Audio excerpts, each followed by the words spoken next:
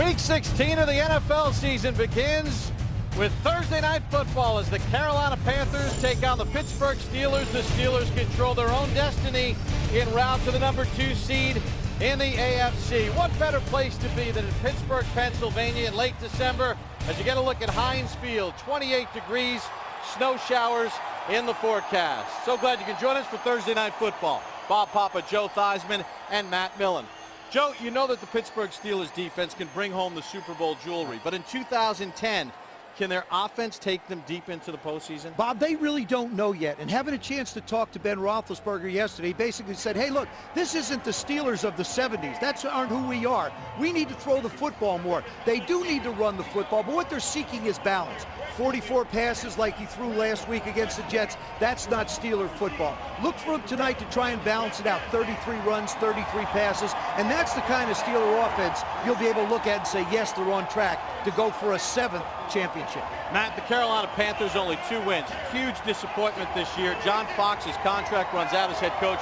Everybody knows he's not going to be back. They've talked about playing spoiler all week. How do they do it, though? Well, when they're going to do it, they're going to have to do it a variety of ways, but it's going to start with their running game, and that's Jonathan Stewart. Now, the last month, he's been on fire. He's been running over 100 yards a game, and that's going to be tough sledding against his Steeler defense because 63 yards a game, it leads the National Football League against the rush. So speaking of defense, this defense for the Panthers is 12th ranked. It's going to have to make some big plays, specifically at least 2 turnovers that turn into points because they haven't been scoring a lot. The reason? They got a young quarterback in Jimmy Clausen, just a rookie. Now, he doesn't have to, he can't lose it for him. He shouldn't win it. No, he can't win it for him. One of those things. He's got to get it done. But if he does get it done, it has to come down to getting the ball into the hands of Steve Smith. Steve Smith had 2 receptions a week ago.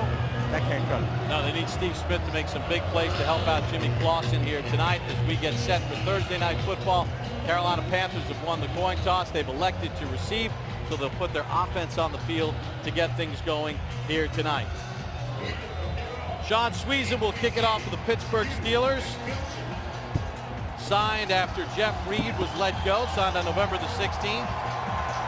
Jordan Pugh back deep for Carolina. And week 16 of the NFL season is underway. Mike Goodson on the return.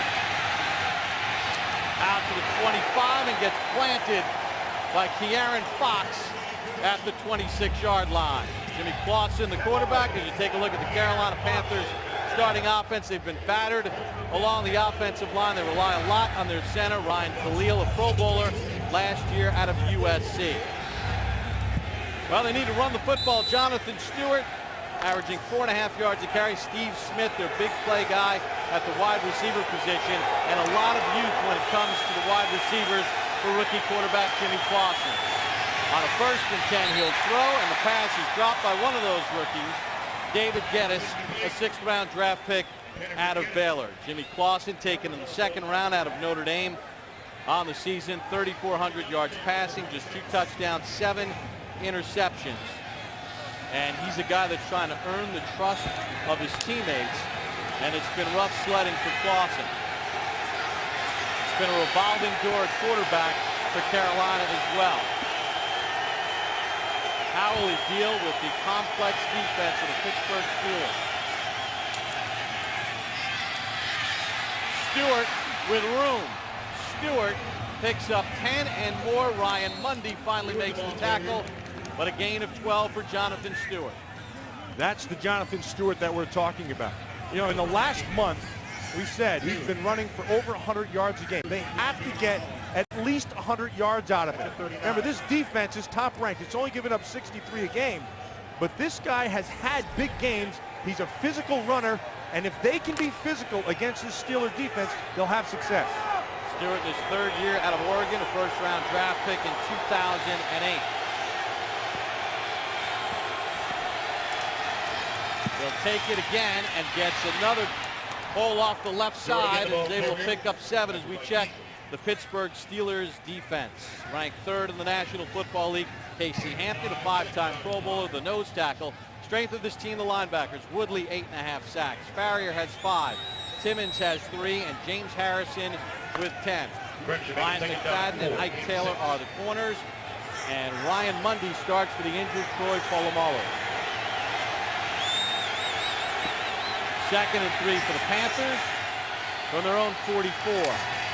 They'll feed Stewart again. This time he gets turned back by James Farrier and slammed down at no gain on the play.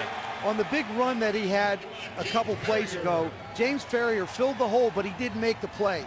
That time he got into the fit.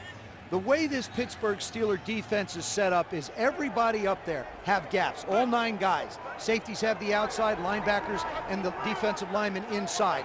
That time he filled perfectly. So Hall of Famer Dick LeBeau, calling the defense for his team, says, listen, we go through a lot of walkthroughs.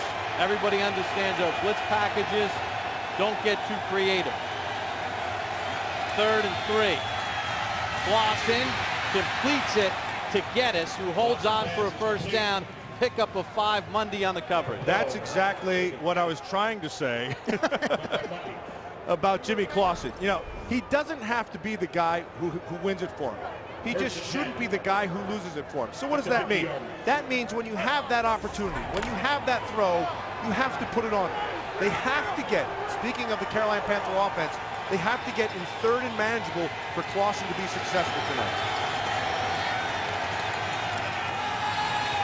Goodson will run it, cut down by Woodley. No gain on the play. Lamar Woodley in his 4th year out of Michigan, 2nd-round draft pick from 2007. If you want to look at the Carolina Panthers and compare them to an offense, you might say it's the Jet offense when it comes to the running the football and the youth at quarterback. I know Mark Sanchez has been in the league a year later, but you get the ball out of the hands of Jimmy Clausen quick, and as Matt mentioned it, don't put yourself in long yardage, difficult situations.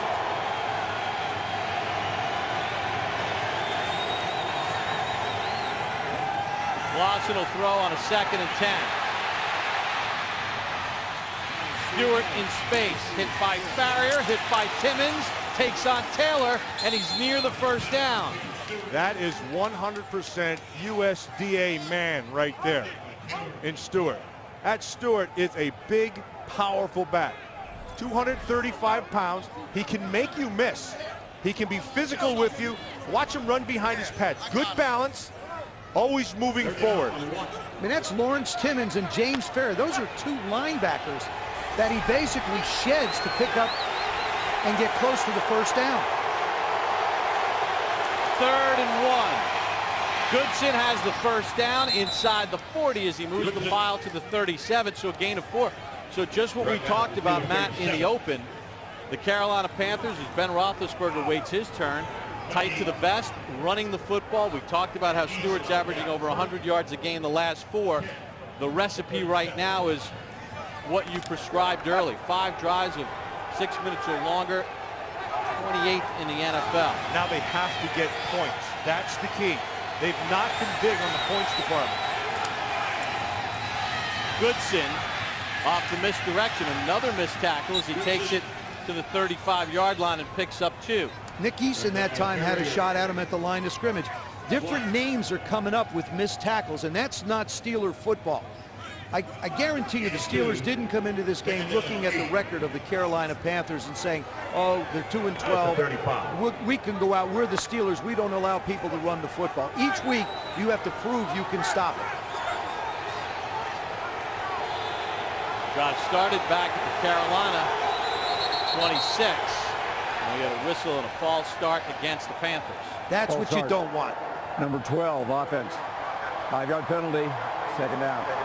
As long as you can keep the down and distance on schedule, Carolina will be fine.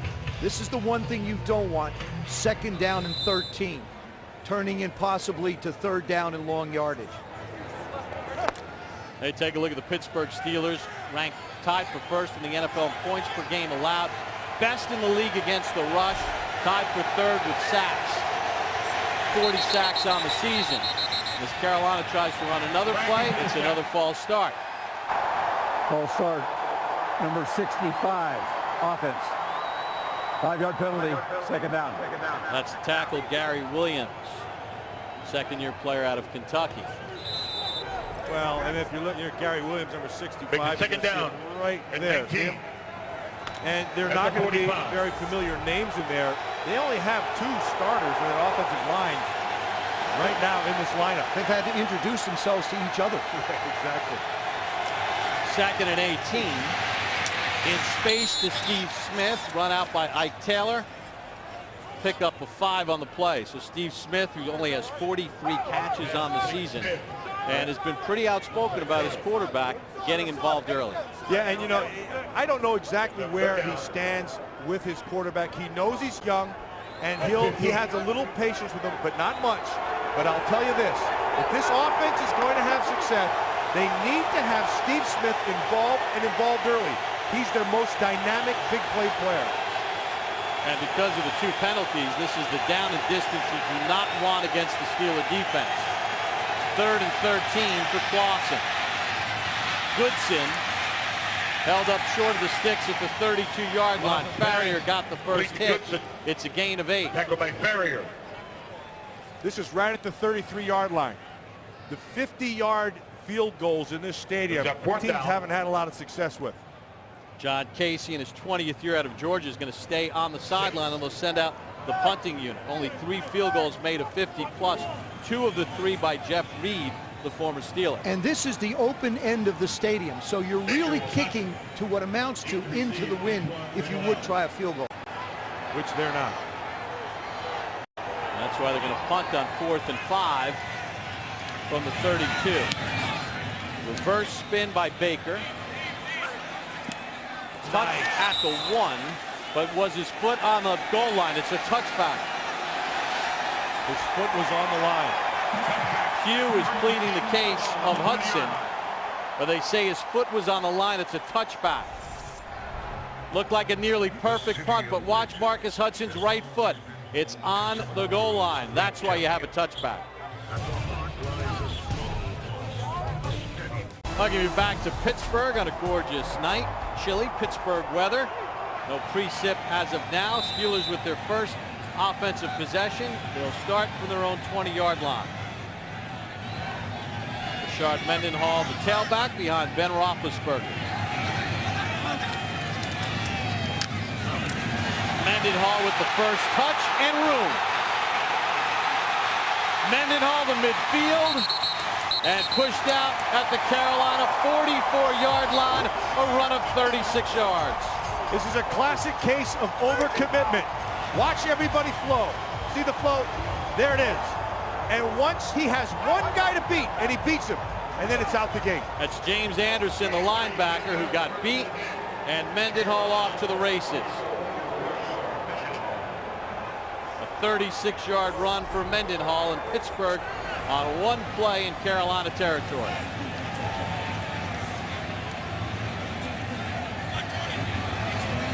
Heath Miller in motion, gets set right.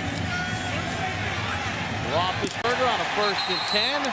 Mike Wallace, good catch. First down, gain of 15. You just have to be so conscious of Mike Wallace. He's so fast. Matter of fact, Bruce Arians, the offensive coach, said, the offensive coordinator said, he's never had anyone that fast with the ball in the air. He just makes you back up, comes out of his routes. He's young. He's a young receiver, only in his 2nd year, here to replace Santonio Holmes, but he has great feel. He doesn't even know how good he can be yet, Joe. He's not quite yet a #1 receiver. He's going to get there. From the 30, Mendenhall gobbled up. Tyler Brayton on the tackle as we take a look at the starting offense for the Pittsburgh Steelers. Flozell Adams was signed late because of all the injuries along the offensive line. Marquise Pouncey, a key component, rookie starting at center for the Steelers. We talked about Mendenhall averaging 4 yards a carry. The Steelers' all-time leading receiver, Hines Ward. Mike Wallace, Heath Miller is back, and David Johnson in the 2 tight end set. Loss of 1 on the last play, 2nd and 11 at the Carolina 31.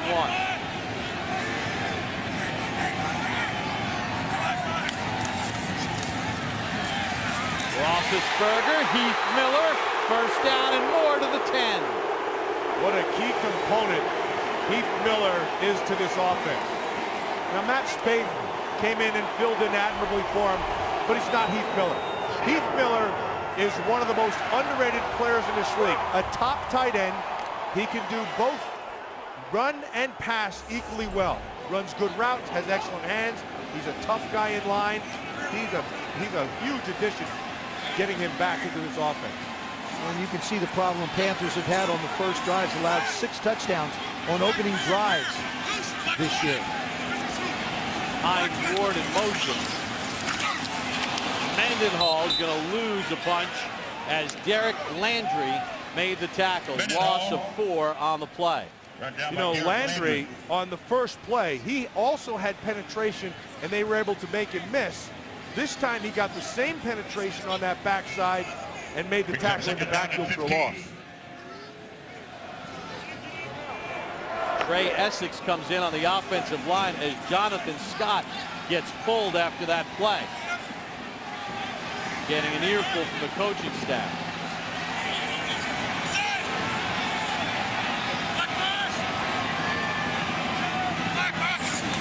Second down from the 16. Screen. Miller. Upended inside the 10 by Charles Godfrey. Pickup of 6 on the play. You know, Roethlisberger told us yesterday about Heath Miller. As you see, Jonathan Scott toss his helmet in disgust after getting yanked. He said he's the best tight end in the game because he brings all the components in one player from the tight end position. And he plays basically the tight end position. He's not one of those guys like, say, a Todd Heap in Baltimore, where you want to split him out one-on-one and you'll say, okay, go after a linebacker, go after a safety. They like to work with him fairly close. Now he's spread out in the slot on the left side. Give him a little bit more of an opportunity to work against the linebacker. 3rd and 7 from the 8. Roethlisberger keeping it alive. Roethlisberger to the end zone. Touchdown, Emmanuel Sanders.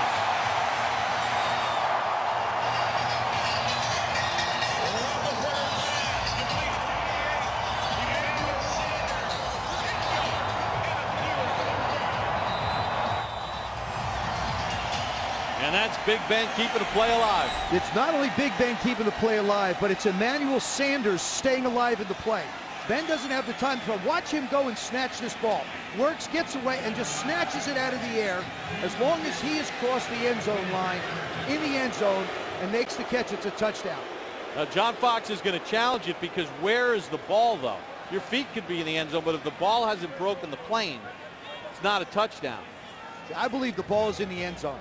You can see he sort of catches it over his back left shoulder. It's well in the end zone, and then he gets tackled outside of it. It'd be surprising to me if this isn't considered a touchdown. That's a touchdown. So where does he have control with the ball? It looks like clearly his hands are on it behind the line. He has to control it through. Ruling on the field, touchdown being challenged. Does Emmanuel Sanders have control of the ball while he's in the end zone? Makes the catch and he gets driven out. All that you need is the front tip of the ball to break the plane. Matt, what do you think? John Fox challenging the touchdown. I think he has control right there, and you can marry these pictures from the side and this. He has control at that point. His feet are in the end zone. The ball breaks the plane when he has control. It looks like it's a touchdown. What a good group of young After receivers. reviewing the play, the receiver lost control of the ball when he hit the ground. It's an incomplete pass. Carolina will now be charged a timeout. 4th down. What do you think, Matt? They're saying that as he came to the ground, as he tried to control it, that the ground caused the ball to move. He has to maintain control all the way through. So the touchdown gets taken off the board, and now Pittsburgh has to set out the field goal unit. I agree. You know why? Because that's what it is. It doesn't matter whether I agree or disagree. That's what the call is. So, yeah, I agree. I mean, it was one of those that there was uncertainty. We weren't sure whether he was in the end zone or not. Didn't have control when the ball hit the ground. The ball, you've got to have total control of it. And it has to be maintained all the way through the catch. All the way through the catch, yep. Sean Sweezemont to try a 26-yard field goal as John Fox wins the challenge on the touchdown pass to Sanders. And Sweezem knocks it through, so Pittsburgh has to settle for 3. John Fox challenges the touchdown and wins it.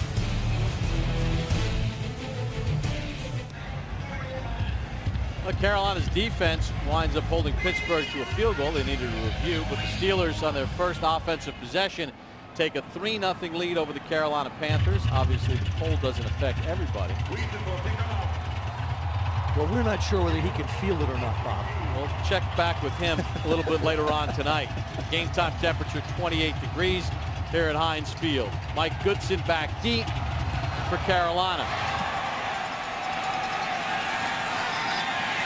Goodson from the 7 with a lane to the outside and out across the 40 to the 43-yard line. Emmanuel Sanders made the tackle after a 36-yard return. So Carolina will get good field position. Steelers in front in the first, 3-0. Back in Pittsburgh, second offensive possession for the Carolina Panthers. 11 plays, 52 yards in their opening drive, but no points. After the good kickoff return by Goodson, they start from the 43. Stewart picks up a yard, and that's it. Let's welcome in tonight Alex Flanagan down on the sideline. Alex? Hey, Bob. Well, Troy Polamalu doing what he can to help out the secondary when he's on the sideline with him. Of course, Troy inactive tonight because of an ankle injury. Mike Tomlin telling me it really comes down to pain and discomfort, and he had too much of it tonight to be able to play. But Tomlin saying that when he is physically able to play, he will play, Bob, maybe next Sunday against the Browns if he's ready. And that's why, Alex, tonight and the next game is so important. Pittsburgh can earn the second seed in a bye to heal some people up. Stewart with the carry to the 48-yard line, gain of 3 on the play. Lawrence Timmons on the tackle, but for the Pittsburgh Steelers, with Aaron Smith being out most of the year, with Polamalu being nicked up. We talked to Hines Ward before the game and his veteran legs to get a look at Aaron Smith. A bye is so important for this football team to get some rest and a week off in the playoffs.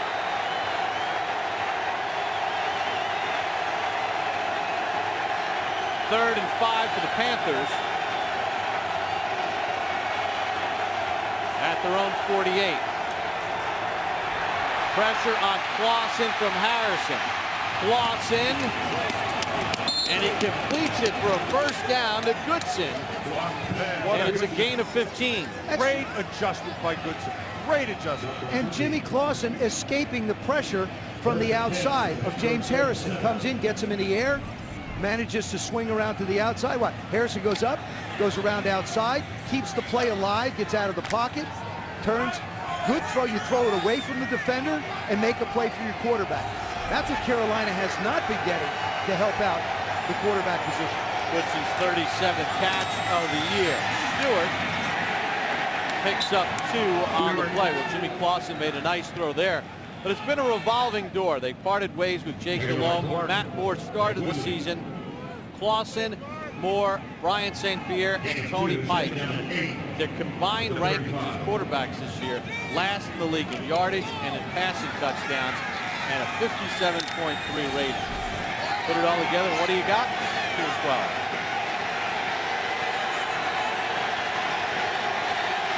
Second and 8 from the 36.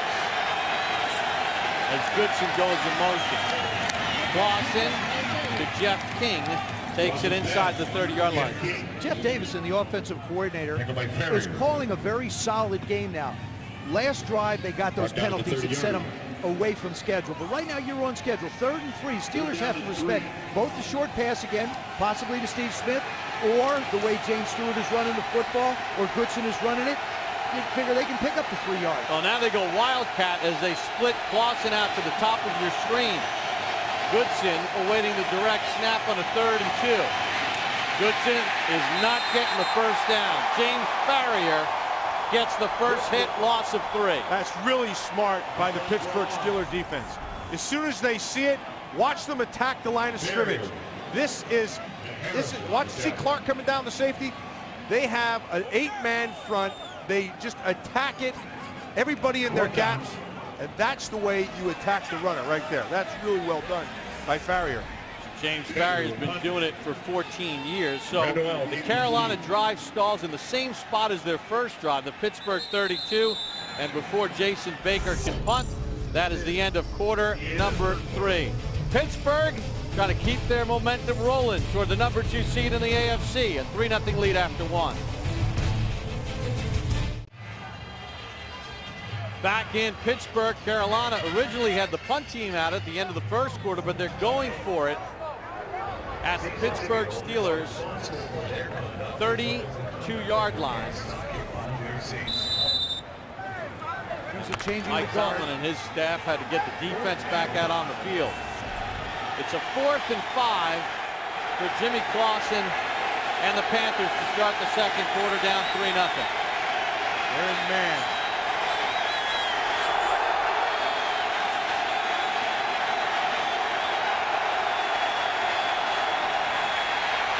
Clausen hit by Farrier and sacked. They locked up outside, Bob. They locked up outside, and they brought pressure inside. More numbers than they could handle. The result is a sack. We'll be right back. Tonight's aerial coverage being presented by Southwest Airlines. From Pittsburgh Thursday Night Football, Bob Papa, Joe Theismann, Matt Millen, Alex Flanagan. Pittsburgh Steelers control their own destiny to get the number 2 seed in the AFC. They need to win out, trying to lock down the division. Carolina goes for it on 4th and 5. Clausen gets sacked. Pittsburgh takes over at their own 36, up 3-0. Rashad Mendenhall, a half yard, and that's it. You take a look at that last play, Bob. What it is this is the key right here. Goodson does not block Ferry. This is a quarterback draw all the way. All the receivers are running down the field. Jimmy Clausen plants his right foot, tucks right there. You don't get that block. What happens is Jimmy Clausen has nowhere to go. It's a good call. It's poorly executed by the young halfback.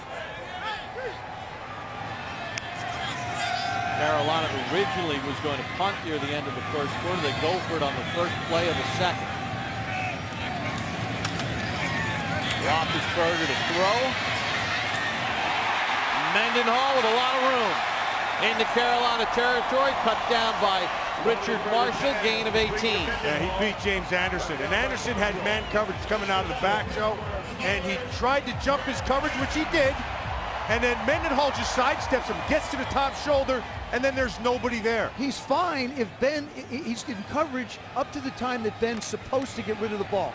But as Ben, and only Ben can do, he holds the ball a little bit longer, fends off the contact, and makes the delivery.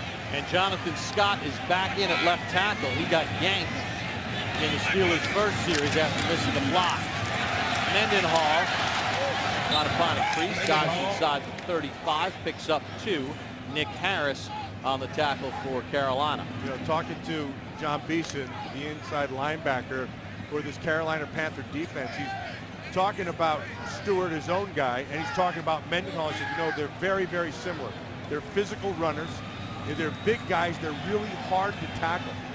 And, you know, Mendenhall really has come on. And he's a feature back. He's an all-around back. He can run and catch the ball as well as anybody. 2nd and 8 for Welding Moore. Flag in the play as he shed the tackle of Charles Godfrey and got back to the line of scrimmage. Holding. Number 68 offense. 10-yard penalty. Repeat, second down. Chris Kemoeatu called for the holding penalty on the Steelers. Well, throughout the fantasy season, well, you think it's over? No, it's not. Play NFL.com playoff challenge today. You can win a trip to Super Bowl 46 in Indianapolis. Sign up for free at NFL.com/fantasy or search NFL playoff challenge. It's never over, Bob. The fantasy continues. Mike Tomlin's fantasy is to get the number 2 seed and get a bye for his football team. Right now they have a 3-0 lead. 2nd and 18 for the Steelers. Back at their own 46.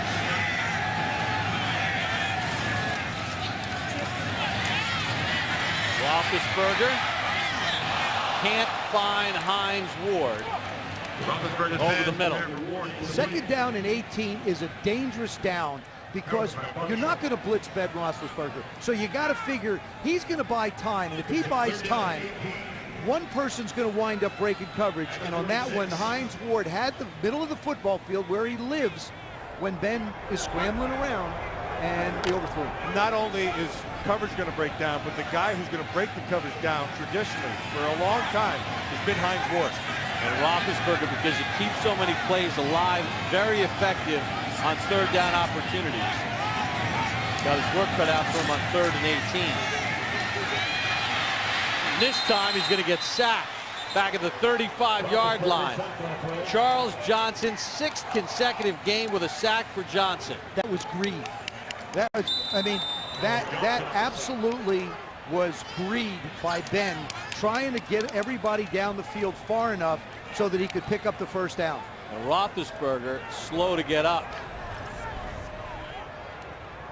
Now he's got Heath Miller out in the right flat if he just wants to dump the ball out. Stepping up, you see Heath Miller go out to the right flat. He has him, but he's looking downfield, and he winds up getting in the vice. Well, that vice, Charles Johnson, 95, he is having a really fantastic year. He's been rushing the passer extremely well. This is, you can see right there, it ties the franchise record with Kevin Green for a 6th straight game with a sack, but there are games he's not getting sacked, and he's still getting pressure on the quarterback. Roethlisberger, who had the broken nose, he's been playing with the injured foot. Able to walk off the field under his own power. Being tended to, he's got some blood coming from his nose. With that foot of his, he wears a 14 shoe. The one on his foot that is hurt, his right foot, is a 15.5. So, I mean, that's a considerably larger foot shoe when you think about it, when something's hurt. And it goes to schnoz again. Well, Ben Roethlisberger has had numerous injuries during the course of his career that he's been able to play through. The appendectomy in 2006, 2007, the right shoulder and the left foot. Concussion in right shoulder in 08. 09 he had the concussion, which caused him to miss time, the left foot, and then the broken nose against the Ravens. Kind of joked about it because some of his friends said, hey, why'd you get it fixed? You can smell around the corner now. His nose was bent to the right. He said, I don't need to look pretty, just get it straightened up enough. And right now the medical staff checking on the nose as we check in with Alex Flanagan. You guys can see blood coming out of Ben Roethlisberger's nose as he's been attended to. Remember, he just broke the nose 2 weeks ago. He told me yesterday it's about a 5-week recovery process for the nose to heal. Still says that he has a lot of pain in it, and actually says that the doctor was going to have to re-break it for him at the end of the season to get it straight, but maybe the job has been done for him tonight. Yeah, Charles Johnson may have gotten that done.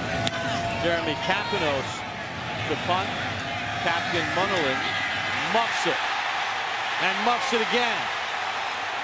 And it looks like the Steelers have it at the 14-yard line. Let's see as they unpile. By Butterland. And it's Carolina ball. Carolina ball. Some lucky Panther came away with an early Christmas present. Captain Munnerlyn booted it once and twice. Panthers dodge a bullet. Welcome back to Pittsburgh. Thursday Night Football. 3rd possession for the Carolina Panthers. Twice they've gotten into Pittsburgh territory. Once they had to punt. The other time they went for it on 4th down, and Clausen was sacked. He'll throw on 1st and 10.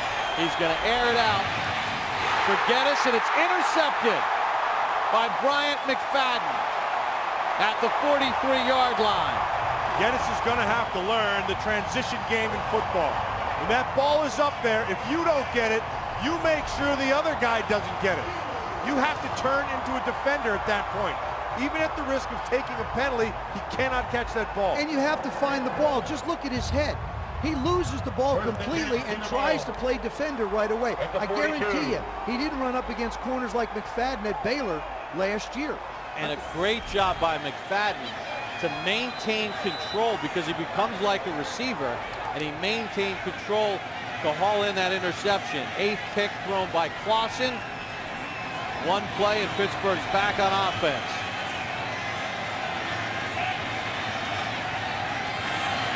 And Roethlisberger stays in the ball game. He's got time. He's got a first down. And Heath Miller. Gain of 13. What a great route by Heath Miller. He sees John Beeson, understands the route that he's running. And so instead of going high on the route, I want you to watch Beeson in the middle. Instead of going high on the route, watch Beeson. He's turned. Beeson's going to turn and look for the Y, okay? Now he sees that, so he comes back underneath. Great adjustment by Heath Miller, and he and Roethlisberger are on the same page. Heath Miller's such a key component to what this team does offensively, a Pro Bowler a year ago. He catches tonight for 40 yards. The Carolina 46. Mendenhall skips through traffic and grabs 3 on the play. I love what Bruce Arians, the offensive coordinator, said about Mendenhall last week. He said that he has the feet of a 180-pounder. And then also that what they're doing is they're putting air in his helmet. Remember, there's a lot of air pockets in there now. Looked like they were letting a little air out. Well, in, out. It's like going to the gas station. You got to make sure the tires are full, or maybe a little bit less air. And gets the helmet loosened up as a 2nd and 7. Quick slant to Wallace. He's gone.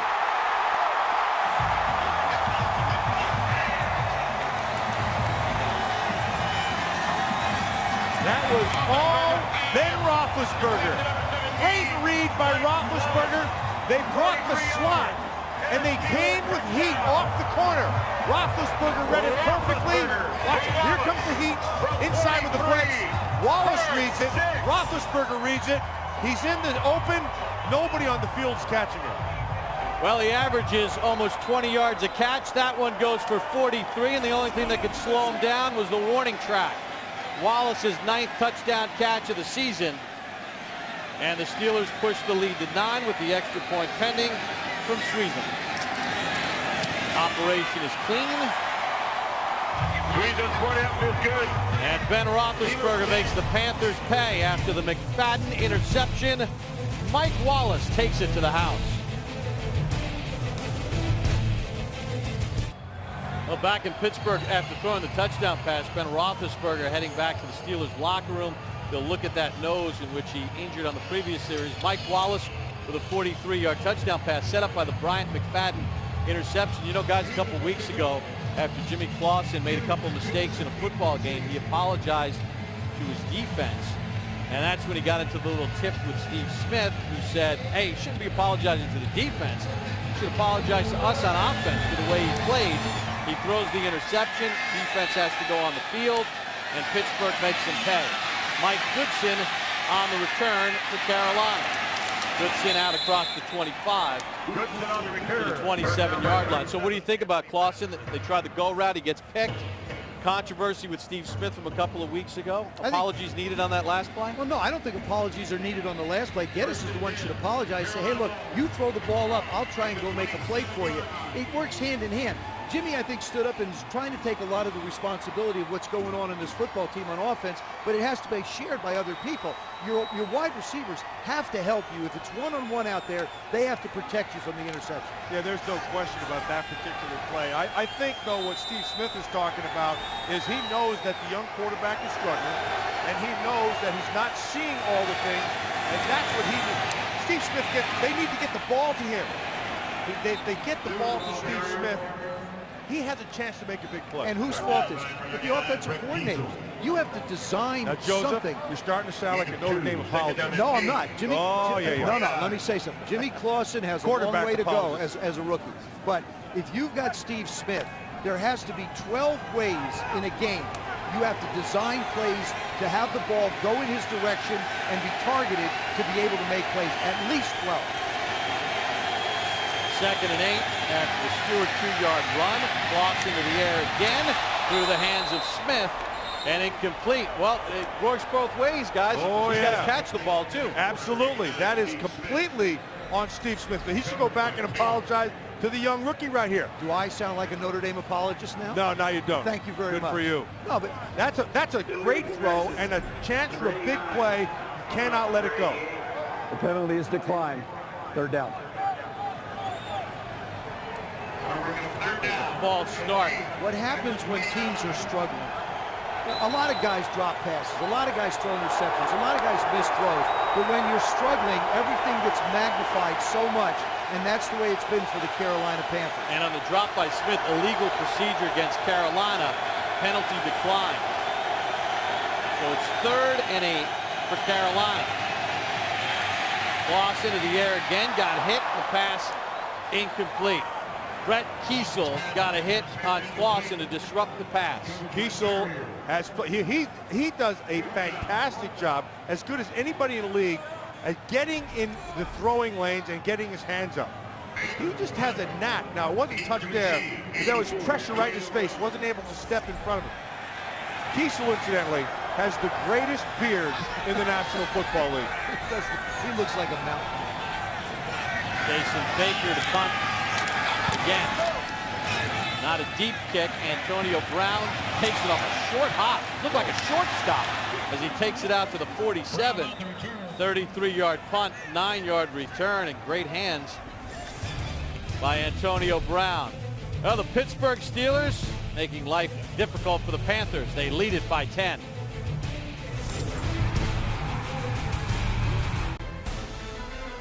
Well, we're in the Steel City, Pittsburgh, Pennsylvania. They love their Steelers, and the Steelers have a 10-0 lead. Pittsburgh winning out this weekend against Cleveland. They will secure a first-round bye. They start from the 47. Get it out to Hines Ward. No gain on the play. Well, Ben Roethlisberger, 40-yard touchdown pass to Wallace, 40 yards or more. That's the 7th time they've done that. Time for the most in Steelers history with Bubby Brister and Lou Lips. There's going to be a lot more of them, like I said earlier, with Mike Wallace. Yeah. Mike Wallace he's still figuring it out. He doesn't even know how good he can be yet.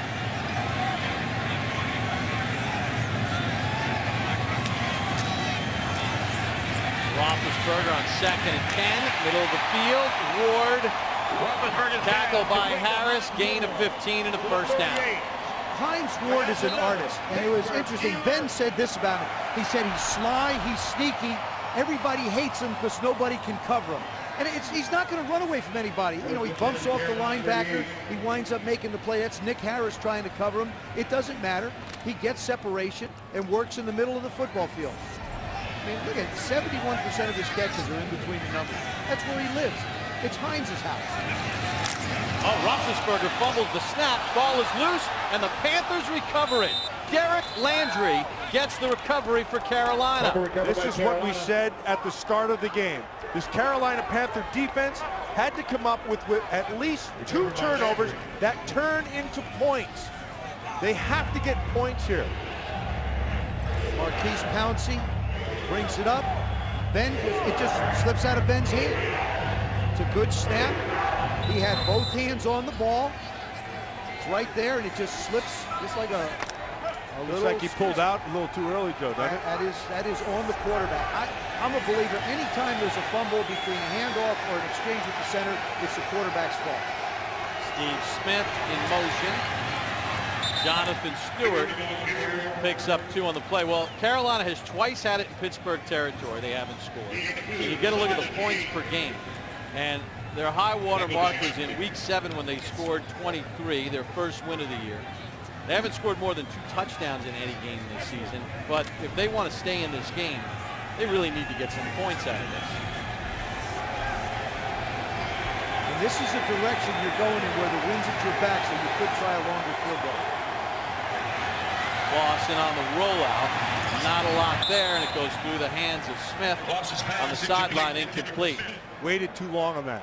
You can't wait that long. That's one of the things, Joe, you and I were talking about this, and you had a conversation with Clausen just last night about that. In this league, when guys are open, the window of opportunity is so small. And the ball, when you see it, you've got to get it out right away and give your receiver a chance to do something with it, or not allow the defense to react to it. Should point out too, Bryant McFadden, after that interception, injured his hip. He's jogging along the sideline, but he's not in the game for Pittsburgh right now. Now, 3rd and 8, Carolina's going to call a timeout. with 7:17 to go here in the second quarter. Trying to cash in on a turnover. Steelers in front by 10 here in the second. Ben Roethlisberger talking things over with his offensive line and Marquise Pouncey after the fumbled snap, which gave Carolina good field position. 3rd and 8 for the Panthers. 0 for 1 between 5 and 8 yards. Steelers bring pressure. Clausen has the first down to Smith, who secures it right in front of William Gay. Pickup of 9. Jimmy Clausen does a real nice job of staying in the pocket in the face of the pressure and being able to make the throw. But flag on the play. Yep. This is going against the Carolina Panthers. And the call was a hold against the Panthers.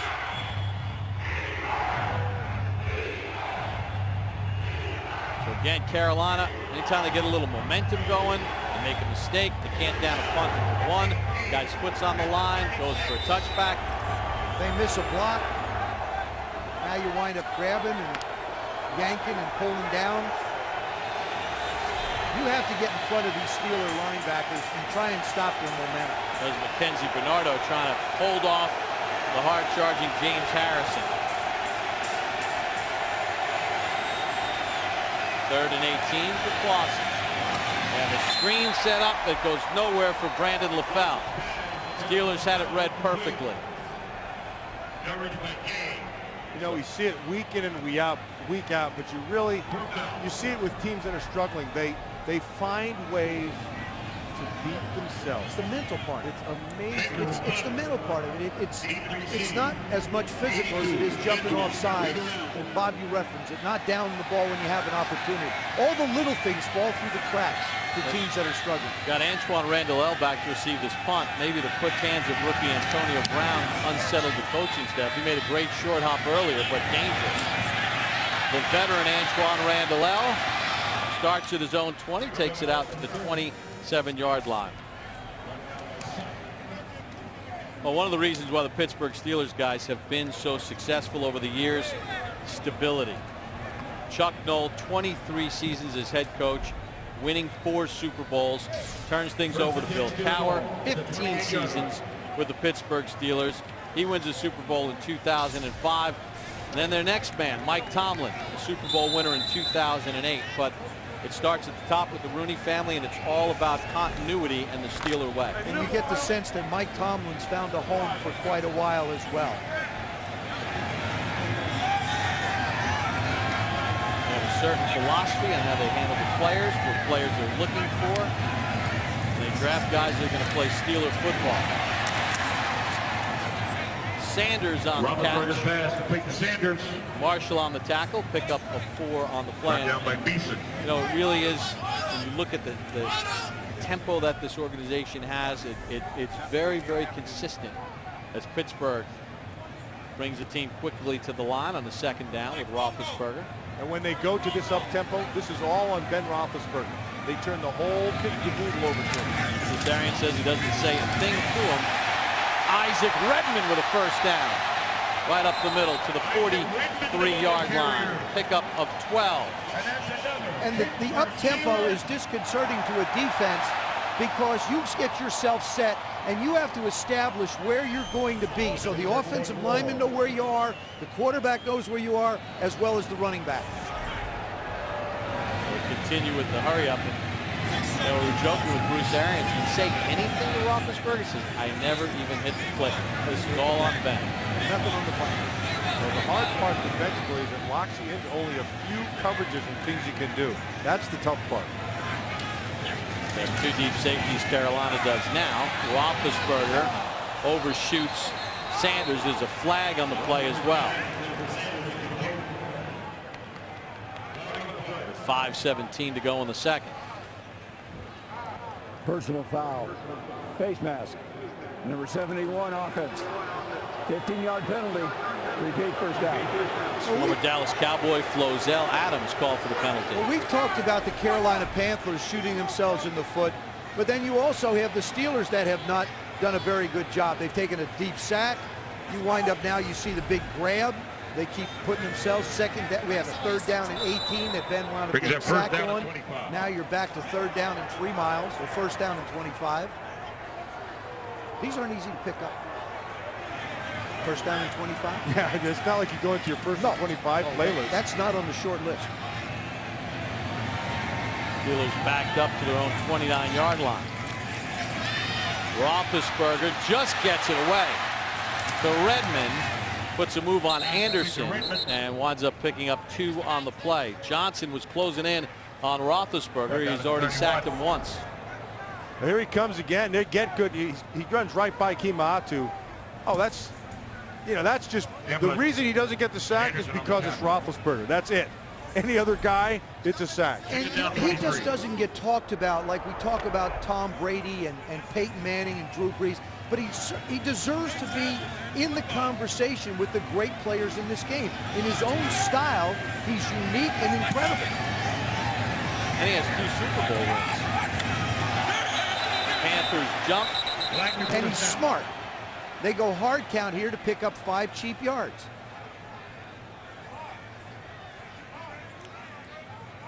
I would think.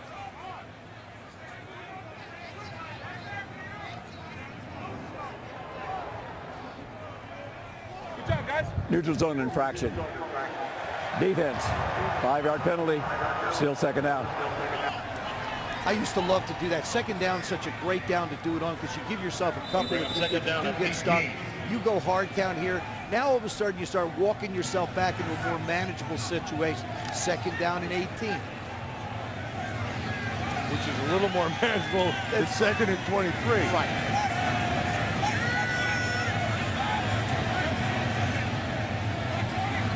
Second and 18 to Pittsburgh 36. Middle of the field. He's got a receiver and a first down. Emmanuel Sanders. Gain of 35. That's how you pick up second and 18. You send your fast guy over the middle. It's simple. Pick a fast guy. But Robert McClain, you can't let that guy get in the middle. You have 2 safeties in the middle. Watch 36, McClain. His job is one job and one job only. Do not let him inside. He bit on that little nod. Let him get inside, and he get beat. So they wiggle out of a first and 25 and a second and 18. Now first and 10 at the Carolina 29, trying to build upon a 10-0 lead. Again to the middle of the field. Heath Miller carving up the Panthers defense. Pickup of 20. What the Steelers are doing is they're running routes with little nods and little sticks and little shakes to them. This is one where Ben's going to pump the ball to Heath Miller. He's going to give a little move and go back inside. Watch it. Number 83 on the left side. Little hook and nod back inside. Little stop and go. Turn, get it up the field, and pick up a lot of yards. Just faked out John Beeson. First and goal. They run it on the inside. Moore picks up a couple. James Anderson. But it really is amazing watching the patience of Roethlisberger as he's able to stand back there and never get flushed. So here's the thing that it gets overlooked with Ben Roethlisberger. Yeah, he's a big, powerful man, and he can improvise. He can do all those things. But when he goes to that no huddle, his brain now has caught up with the rest of it. He sees things, he's experienced, and he uses what he has and sees what you have and uses it against you. That's the good part. Second and goal. Throws the slant. Sanders not in. Down at the 1. Robert McClain saved the touchdown. And that takes us to the 2-minute warning. Sanders was fighting for the goal line. Contacted down. Did not break the plane.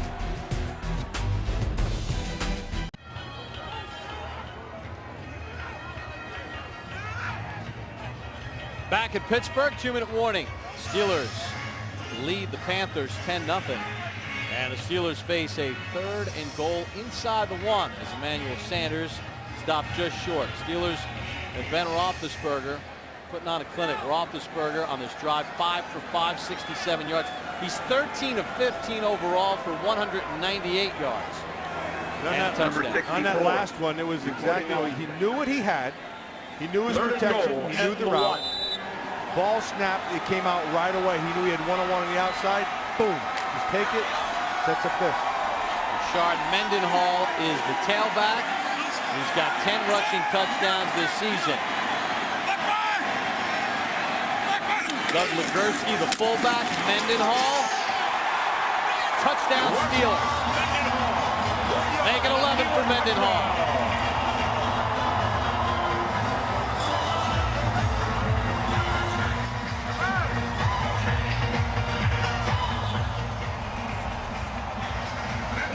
Just pure power football. Takes the handoff, goes exactly where he wants to go and protects it. Just go behind the big guys. Doug Legursky. One of the good names. Yeah. One of the great names in the NFL. Almost sounds Legursky. like he should be carrying the ball.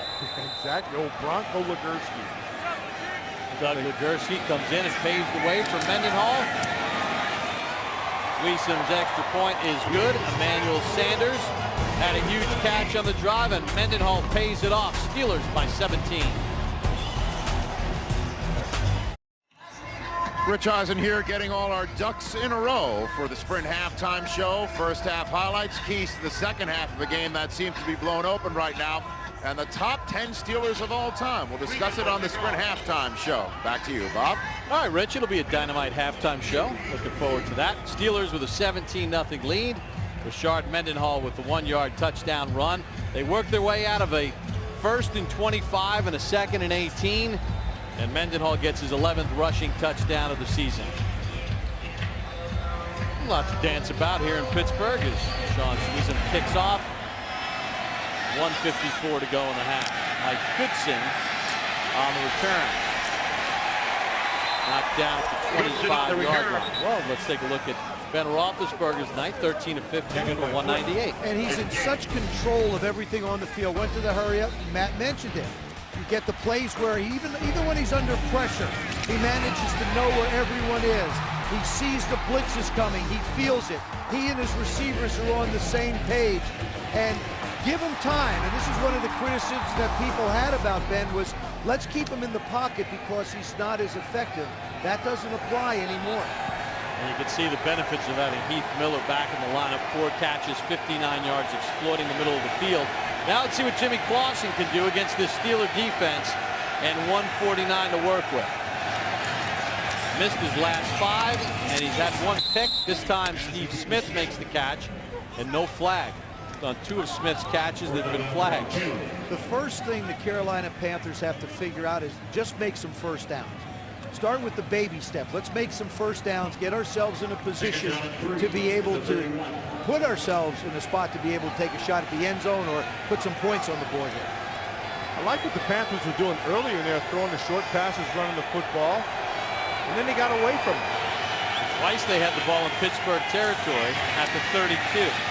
Clausen in traffic, knocked away by Ryan Clark. It helps if your receivers turn around and look for the football. It's a hot tip. I mean, it's just, you know, it's something to live by, huh? This ball is out, and I mean, the only person that has really a shot at it is one of the Steelers defenders. Dante Rosario is running in the middle of the football field and never really turned around to look and see if the quarterback had thrown it. Troy Polamalu. Wishes he could be out there, but you got to wonder, what would Troy be doing right now if he was in the field? Making Clausen's life miserable. Pass deflected and nearly intercepted, intended for LaFell. Ike Taylor broke it up. He probably would have intercepted it. Yeah, probably. Coming from the other side of the field. With the hair flying. 4th down. Nicely done by Ike Taylor on the out. Watch him close. Now the ball was thrown a little bit behind. See, he gets his hand. Now, if that ball is thrown 2 feet out in front more, it's a reception. Brandon LaFell has an opportunity to make the play. Baker to punt. 4th straight drive without a first down for Carolina. Takes a good roll for the Steelers. And down at the 45-yard line with a long snapper, J.J. Jansen. Well, here's a look at the AFC playoff picture. The Patriots and Steelers have clinched the playoff spot. Pittsburgh can win out, or a combination with the Baltimore loss, they win the division. They control their own destiny as far as getting the #2 seed and a bye. Baltimore and the Jets at 10-4. San Diego needs to win out. They need help to win the AFC West and beat out the Kansas City Chiefs. Of course, the Jaguars put themselves a little bit behind their schedule by losing last week to Indianapolis, who now has an opportunity to be able to get themselves in a position to play. Win out and keep their playoff streak alive.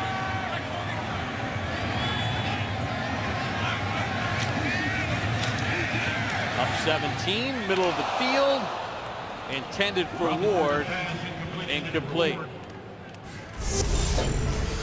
Well, we've got a special holiday edition of Thursday Night Football. Christmas night, DeMarcus Ware and the Cowboys travel to the desert to take on Larry Fitzgerald and the Cardinals. 8 p.m. Christmas night here on NFL Network. That's like day after tomorrow. How about that, huh? Well, Dallas Cowboys 4-2 under Jason Garrett, playing good football. Is he going to be the coach of the Dallas Cowboys in 2011? You know, they're playing an a lot more alert brand of football. We'll see them Christmas night. Roethlisberger airing it out. Wallace with the catch. Feet in, yes. At the 15-yard line, a 40-yard chunk. Matt, that's what we talk about, a receiver helping a quarterback out. When the ball goes up in the air, it has to be your ball.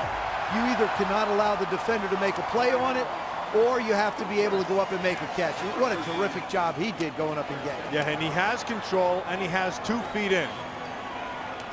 And just does a nice job. The ball's thrown just enough behind that back shoulder, and Wallace, with the great body control, kinesthetic sense, comes back. Kinesthetic sense? Yes, body part awareness. Okay. 24 receptions, 20 more yards this season, the most for the Steelers since John Stallworth in 1984. Now Pittsburgh will use a timeout with 1:12 to go. Control, left foot is in, right foot is down and in. Maintains control throughout the act of the catch. Left heel comes down and right heel comes down. I like what Bruce Arians said about his young wide receivers. Emmanuel Sanders, Mike Wallace, and of course Antonio Brown, who we saw only return a punt. He said every one of them has football awareness. And that was the case of what you saw on that particular play. Know where you are, know where the sideline is. Yeah, they hit a home run with those 3 young receivers are pretty darn good. They'll be all right for receivers here for a long time. The quarterback's going to be okay too for them. Not bad.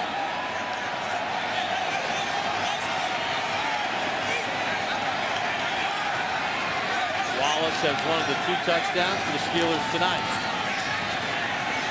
Roethlisberger to the middle of the field for Miller. And he overshoots him. Sanders and Miller were kind of in the same area. He's mad at himself. Sanders comes in underneath. Miller's open. He runs again. A double move outside, a little stick on, up the field, in the hole, and Ben overshoots him. You saw John Beeson, the underneath, the linebacker, 52. See, what they were doing is they were just keying Roethlisberger the whole time. Their eyes were back on the quarterback. And when you do that, at times you lose where the receivers are. And that's not good in pass. Why would you do that? Ben's got the broken foot. Probably not going to start racing upfield. You're counting on a rush, and then you're trying to get the break on the ball. 2nd and 10. Roethlisberger again to the end zone, looking for Wallace. A little high. Now a little pushing and shoving in the offensive backfield is C.J. Wilson. The Panthers getting into it a little. Tyler Brayton, Marquise Pouncey, the rookie center for the Steelers. If you're C.J. Wilson at 6'1" and 195 pounds, I don't think there's any one of those Pittsburgh Steelers offensive linemen you want to try and prove your manhood against. Because you might wind up being 5'11" when it's all over. Marquise Pouncey, the 18th player taken in last year's draft. Doing some amazing things as a rookie center. And now Roethlisberger will call a timeout. Pittsburgh. With 1:03 to go. One of the conversations we had with Ben Roethlisberger and Bruce Arians, the offensive coordinator, was when they got in the red zone, and this is something that they got into a bad habit of doing, is they tried to throw the ball in the end zone on every play. They have a competition in practice when you get in the red zone against their own defense to try and score touchdowns. And what we've seen is them fall right back into a bad habit again on those first 2 plays. Take the underneath coverage like you did with Sanders. Give him an opportunity to make a play. You only need to throw it 7, 8, 9 yards. Well, what he should be able to do is trust his offensive line. And the key and the heart really right now of this offensive line is just a rookie. It's Marquise Pouncey. This kid is a Pro Bowler in the making. He'll make it very shortly, possibly even this year. This kid has the potential to be great. A great center, a great offensive lineman. He understands all the reads and all the calls. Mike Tomlin said he was born to play center in the NFL. 3rd and 10 for Roethlisberger. Underneath to Sanders, tackled short of the first down as Anderson came flying in after a gain of 8. See, you make that throw on 1st and 10. And Roethlisberger's going for it here on 4th and 2. Get it off. Nicely done by calling a timeout by the Panthers. They were not ready. That's why timeouts are so important at the end of a half. Everybody tends to think about the offense and protecting timeouts. But there's a case where if you don't have one and you're the Carolina Panthers, you're scrambling to try and identify and find people. Now, there's a couple old tricks, Joe, that you could use that a couple old veterans might do. Talk to me, old trick Well, person. what you do, you always have your back to the ball, and you inadvertently bump into it every now and then. And then the official would have to reset it. They'd stop the clock. That's one thing. And That's what you used to do. Don't disguise that by just putting it in old the old rules that are in. Yeah. That's what you. And every now and then, you might get hurt. Guys get hurt. Well, speaking of getting hurt, tomorrow, Christmas Eve, catch the debut of the NFL's top 10 Pittsburgh Steelers. They laid a lot of hurt on people over the years. Debate the list of all-time Steeler greats. Who will be number 1? Find out on NFL's top 10 Pittsburgh Steelers tomorrow at 8 Eastern, only on NFL Network. Well, he's going for the nail right. He's going for the nail right here. 4th and 2 for the Steelers at the 6.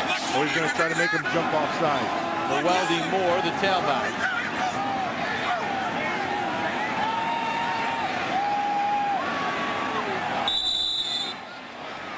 I tried to draw him off, and Carolina does not take the bait. Offense. 5-yard penalty. 4th down. Well, Ben Roethlisberger sets a career high for first half passing, 246 yards on 15 of 20. And the touchdown pass to Mike Wallace. This time Pittsburgh will settle for 3. Sweezum try a 29-yard field goal signed on November the 16th after the team parted ways with veteran kicker Jeff Reed. And he knocks it right down the middle. Oh, we talked about Marquise Pouncey being born to play center. Ben Roethlisberger born to play quarterback. Findlay High School in Ohio, slinging it all over the place. Had a little pump fake, baiting defenders, and then his receivers finishing for him. Well, he's a big, powerful kid who could run then, and he's a big, powerful man who can run now. You know, when he first came up, he was kind of described as awkwardly athletic, and I thought that was an apt description. But when you watch Ben Roethlisberger, he really reminds me of John Elway. He's a big, powerful guy, can make all the throws. He can get out of things. He's a knight at the Improv every time he comes to work. He's an exciting player to watch, and he's gotten nothing but better. And because of that ankle, he's learning how to develop more and more into a pocket passer. You talk about the improvisation and his comparisons to John on 2 good feet. I totally agree with you. Now he's sort of forced to hang out in the pocket a little bit more because he can't really get away from people as easily. And he's really, in this past year, obviously with all the things that he had going on off the field, but he really has been able to dive into the playbook and the film study and conditioning as well. Sweezum with the kickoff. Mike Goodson on the return. Goodson after the 30, fumbled the football. And it looks like the Steelers have it. Anthony Madison knocked it away, and I think Will Allen recovered it for Pittsburgh.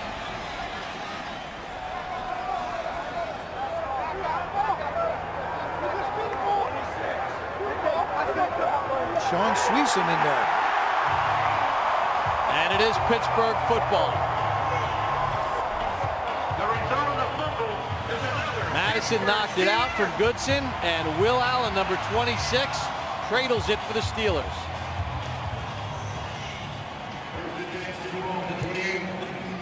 And that sums up Carolina's season right there. Can't even get out of the half without being in danger of giving up more points. Now the Steelers looking to tack on to their 20-0 lead with 32 seconds to go in the half and a timeout in their pocket.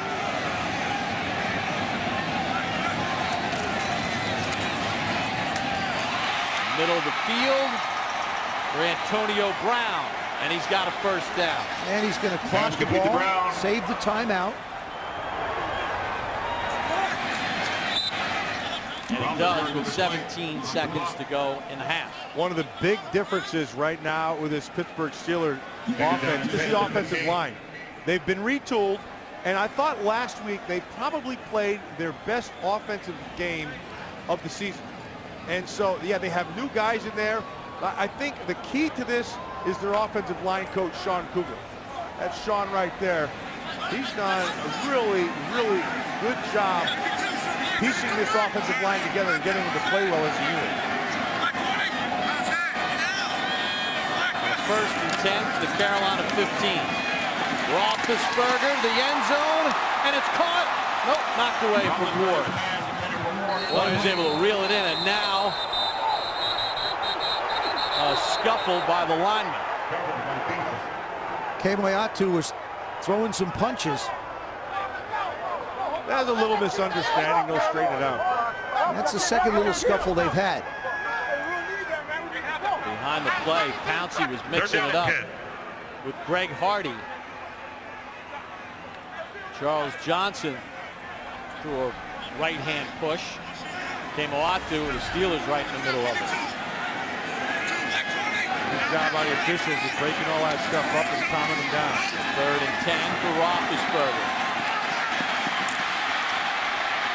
Got to do something if the time's going to run out, and he gets sacked back at the 25-yard line. And Pittsburgh got a timeout before the clock ran out. It looked like he called the timeout with 1 second remaining. Called timeout with 1 second. Correction, 2 seconds on the game clock. Timer, put 2 seconds on the game clock, please. Thank you. That was not well done by Roethlisberger. Well, this is the second time, Matt. You're absolutely right. He's trying to get too much out of this. He scrambles around, throw the ball away. Throw the ball away. First of all, you're going to put yourself in harm's way. You've got a bad foot as it is, as well as a nose. You're going to take a pounding. Just throw the ball away. Now, at the very least, at least he had the wherewithal when he got down to call a timeout. I think it was called from the sideline. And there was, he did it right away. I saw him. And there was no flag on the play. There was no flag on the play. So now let's see. Now Carolina is going to call That's a timeout third for 2 seconds. and final timeout. But there was not a flag on the last play. John Fox thought he saw a penalty. He's seen a freight train roll over his football team, down 20-0 with a couple of turnovers. Well, and he hasn't helped himself. His team has not helped himself. In fact, they've beaten themselves. And it's tough enough to win in this league when you're playing your opponent. It's even harder when you start doing it to yourself. And when you're a one-dimensional football team, and that's what the Carolina Panthers are, they run the football up against the best run defense in football. You have to change what you're doing if you can. 41-yard field goal. Greg Warren to snap it. Jeremy Kapanos, the holder. Sean Sweesum, the kicker. And that one is going to drift wide right. The operation was clean, but Sweesum missed it. That's his first miss since joining the Steelers. The Mike Tomlin's ball club, after a slow start, got the engine rolling. And at the end of the first half, the Steelers lead the Panthers 20-0. Stick around for the Sprint halftime show with Rich Eisen, Marshall Falk, Deion Sanders, and Steve Mariucci.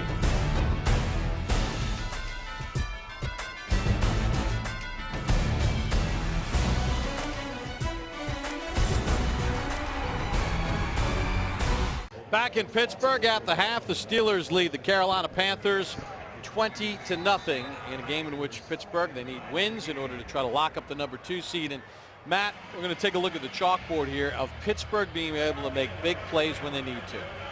Well, and it comes in a variety of different ways. And the biggest thing is you have to be able to see things first. They're going to come with a safety off the side, and then Roethlisberger sees it immediately.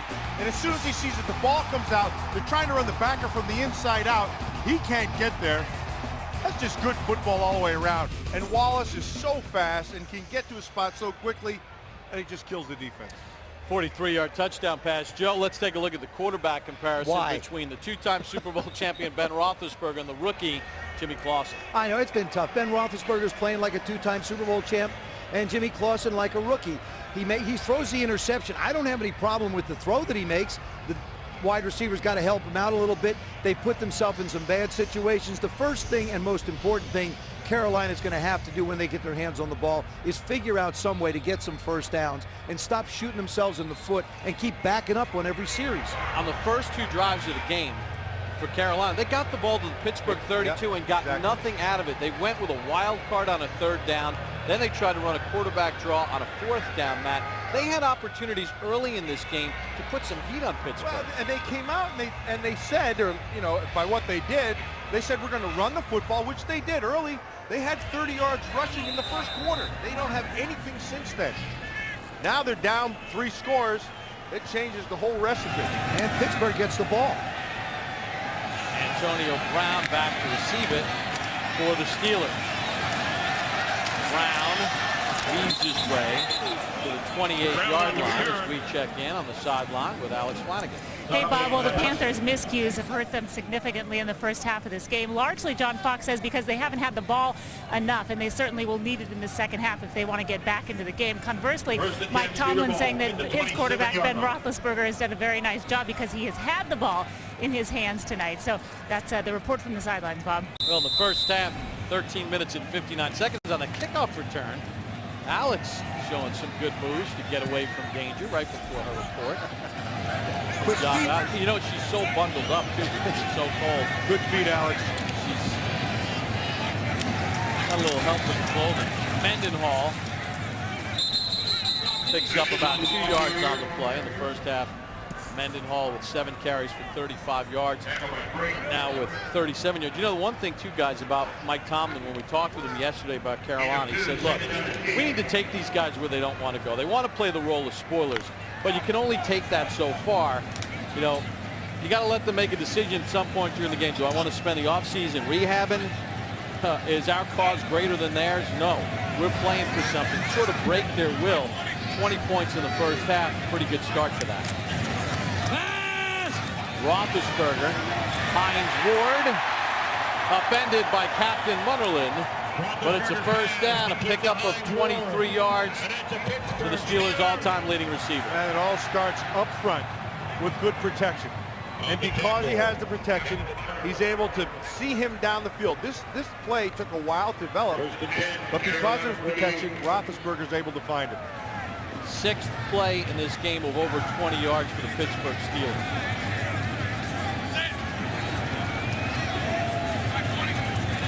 10 at the Carolina 48. Mendenhall gets a block on the edge. Hit by Beeson and dropped at the 43-yard line. Pickup of 5 on the play. And if Carolina defensively wants to try and contain and control Mendenhall a little bit, they have to make him do this. Make him go east-west. Once he gets those shoulders turned and plants that foot in the ground, we talked about how big he is and how strong he is and the speed he has to get it up the field. Well, and if they're going to get after Mendenhall, the guy who's got to do it is John Beeson, who's having a very, very good year. He's a Pro Bowl guy. He runs extremely well. He's got good toughness, reads things very quickly. He's the key to their front 7. Such a positive presence. He's been encouraging Jimmy Clausen along the way, and false start against the Steelers. Looked like the right side of the line. Roethlisberger trying to plead his case with the line judge. False start. Number 71 offense. 5-yard penalty. And another flag that's Second dropped. down. And wait a minute. And wait a minute. Bill Levy. This is a good crew. This is one of the good crews in the National Football League. I don't think I've ever heard of wait a minute, though. Yeah, that's brand I new. like that. That just came in. That just came out this week. Page 17 in the rule book. But what I like When about, there are 2 fouls, tell somebody to wait a minute. hey, hold on a second. Yeah. What I like about Levy, he keeps control of the game, and he gets right to the calls. There was a dead ball foul, personal foul number 59 of the defense. By rule, the 5-yard penalty is declined. The 15-yard penalty is enforced. Automatic first down, Pittsburgh. You know, when you're a little kid, Bob, you know when they say sticks and stones may break my bone, but names will never. No, you gotta remember, somebody jumps in your face. Who cares? Tell him he has bad breath and move away. You don't push the guy with an official standing right there. What you do is you add that to the list of things that the Carolina Panthers have done tonight that fall in the category of that's why we're 2-12. Penalty was on Nick Harris. Marquise Pouncey, the rookie, brings a veteran presence as the starting center for Roethlisberger and the Steelers. At the 28 on the 1st and 10. Roethlisberger, Heath Miller, gain of 14. All kinds of time to throw. All kinds of time. It starts with protection. And the protection starts with the center, with Marquise Pouncey. Pouncey is well beyond his years. You want to know why? Because he sees everything and he anticipates things. And because they have that protection, Heath Miller runs that route and the ball's right on top of him. But Pouncey, if you can't see in this league, you can't play. This kid sees everything and is a good communicator along that offensive line.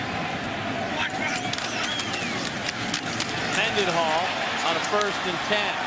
Just drives his way inside the 10 to the 8-yard line. And one of the things that, Matt, also he's an excellent teammate. Being a rookie on this offensive line is not easy. What happened when they took him into the offensive line room one day and they said, listen, rookie, we want you to go get a refrigerator for this room. He didn't go out and buy one of those little tiny refrigerators. He bought one like you all have in your kitchen, which is unheard of.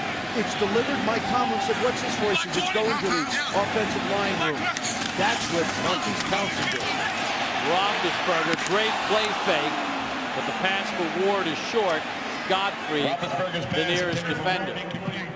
You know, I don't want to undersell what Pouncey does, because if you look in this league at what rookies are playing at a very high level, Pouncey's right at the top of the list. You get him, like Dominican Sue, Sam Brad, some of those guys. This guy is playing so well.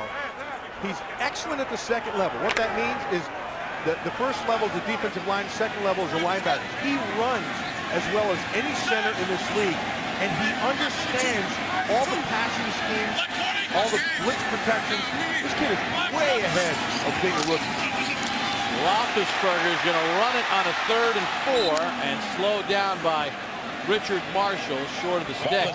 Picks up 3 on the play. Interesting call with Ben Roethlisberger. With the foot the way it is, his nose the way it is. You know, he said, listen, I'm not one of the pretty boys in this game. I'm a Steeler. And we're not about being pretty. We're just about being physical and tough. And you know he's from Ohio because he said Steeler.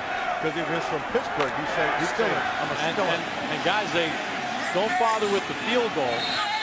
They're going to go for it on 4th and 1, but Carolina has too many men on the field, so the Panthers have to use a timeout with 10:45 to go in the 3rd. Steelers facing a 4th and 1, up by 20. Back in Pittsburgh, Steelers lead it 20-0 here in the 3rd quarter, and they're going to go for it on 4th and 1 at the 5. Remember, the Panthers haven't scored more than 2 offensive touchdowns in a game. Clausen and the Panthers offense has done nothing. Pittsburgh will roll Roethlisberger. Mendenhall has, it's close. Oh, it's close. It is right near the marker inside the 4. Looked like when he first caught the ball, he had enough, and then his forward progress was turned back. Harris and Martin on the tackle. Interesting. You can challenge the spot here if you're Mike Tomlin. Interesting by Mike Tomlin, the decision, because he's saying 2 things. First of all, if he kicks the field goal, it's a 3-score game. It's already a 3-score game. Boy, that looks really close. Yeah, you know, from that angle, you can't see where the ball is because Mendenhall has it tucked away. He is short. Well, that's a nice job by Carolina's defense coming up and meeting it. They had the play they wanted. Run the little play action inside. Get the back out into the flat. And let's see if Mike Tomlin is going to challenge this spot. So as of now, Carolina gets the stop on the 4th and 1. And the Steelers stuck at 20 here in the 3rd. Mike Tomlin challenging the spot on the 4th down play to Rashard Mendenhall as he flips it toward the back judge. Well, Keith Ferguson. The most points that Carolina has scored, and we showed the graphic in the first half, were 23 points in 2 games. Now, if Pittsburgh had kicked the field goal, they'd have been up 23-0. There's nothing in the first half that makes you believe that Carolina is going to run off 23 points in the second half, but we've seen funnier things happen. Ben Roethlisberger's made a couple of mistakes down towards the goal line, and you never know if a ball bounces a certain way, and Carolina hits a big play, they're right back in it. Now, the problem is you can't tell on the first replay that we showed you where the ball is in relation to that line, and on the second one, the camera's not on the line. So at least from what we've seen, there's nothing that would conclusively tell you that that was the wrong call and it needs to be overturned. On the field, it was ruled short of the sticks, and we haven't seen anything yet that would say Mendenhall made the yard to gain. And Mike Tomlin, in all likelihood, said, I'm going to base my call off of what I've seen the first half out of the Carolina Panthers. They're struggling to get a first down. If we make them go 96 yards against our defense and they score, that would be a major problem, and I don't believe they can do that. That's exactly what he said. That's the philosophy behind that last call. Yeah, unless they've made a trade for Michael Vick at halftime with the way Carolina's offense has I been. don't see him coming out of the locker room. So. Lack of productivity. How about Michael Vick? Speaking of Michael Vick, he's done 2 games this year, have thrown him into, I think, the mix of the MVP of this league. It's like a 2-horse race now between he and Tom Brady, but the game against the Giants and the game against the Redskins, his name just comes to the top and says, has anybody done more for their team to help them win than Michael Vick?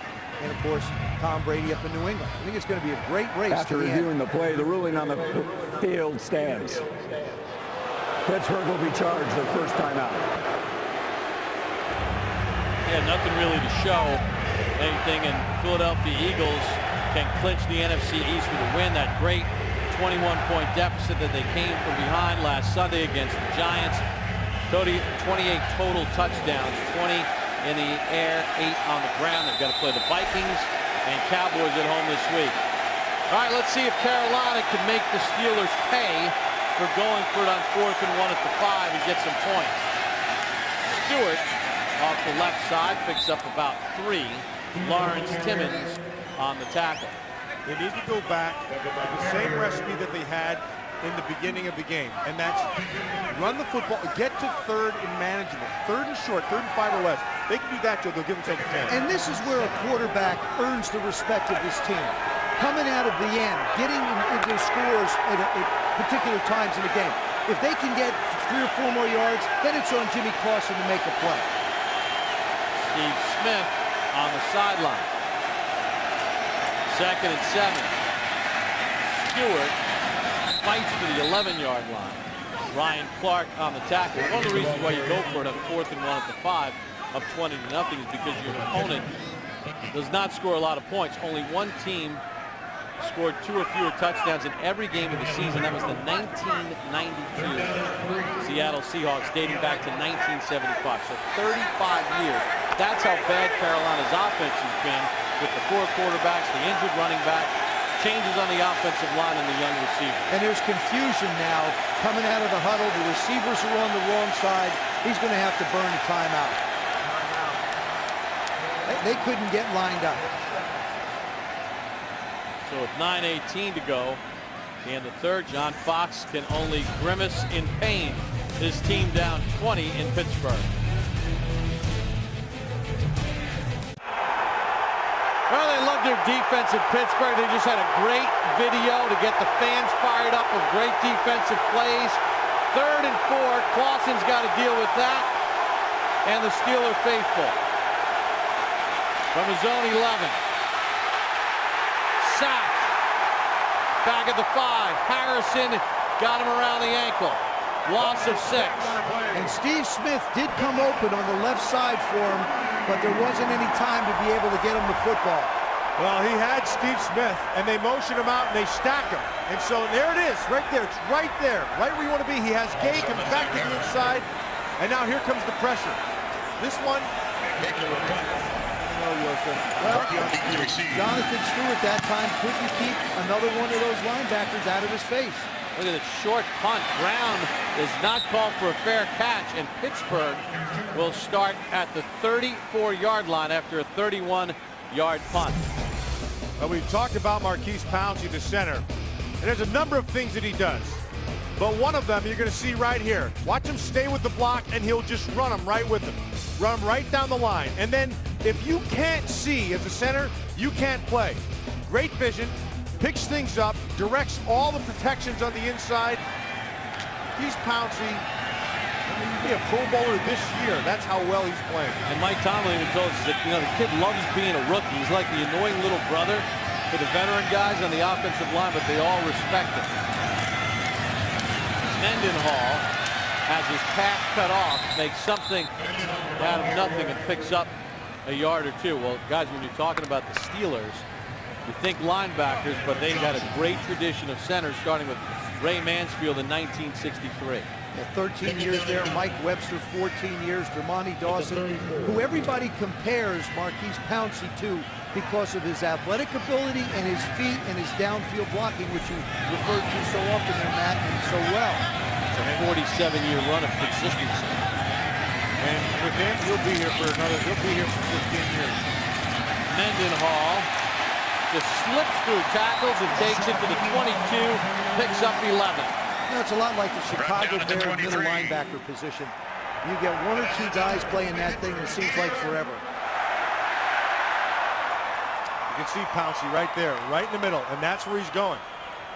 And then once he gets to that next level, then it's on the running back with his eyes. Mendenhall, 12 carries, 61 yards, and a touchdown. Carolina 22, Hines Ward with a rare drop. Very rare.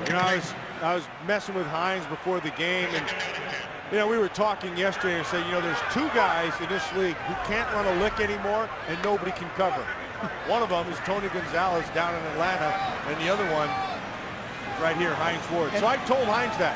And he laughed at me. He said, "You want to know something? You're right. Don't tell anybody." Come on. So I promised him that I would. All right. It was just going to be just tell millions, right? Yeah. Me, you, and a million. Let's all keep the secret, all right? Second most games in franchise history.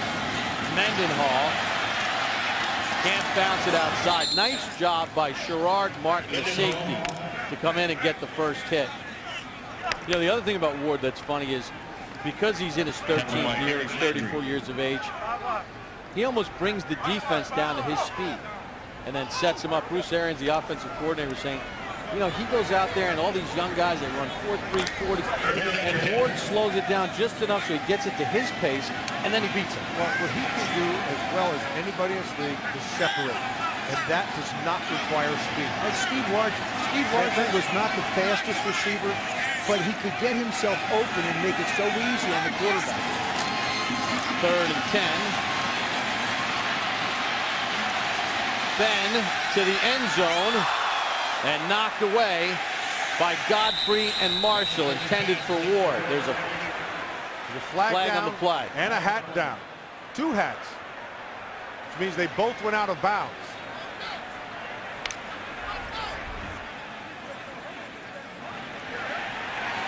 Here's Hines Ward. There were 2 fouls against the defense. 12 men on defense. That penalty is declined. Sorry. Pass interference. Number 31 defense. Not playing the ball. Foul occurred in the end zone. Ball will be placed at the 1-yard line. First down. Okay, the hat was down because the first flag was thrown, and then see the flag right by the cone, okay? And so now you don't have another flag. So then Jim Quirk will take his hat off and use that as the marker. He went reaching for his flag, but it was already gone. Gone.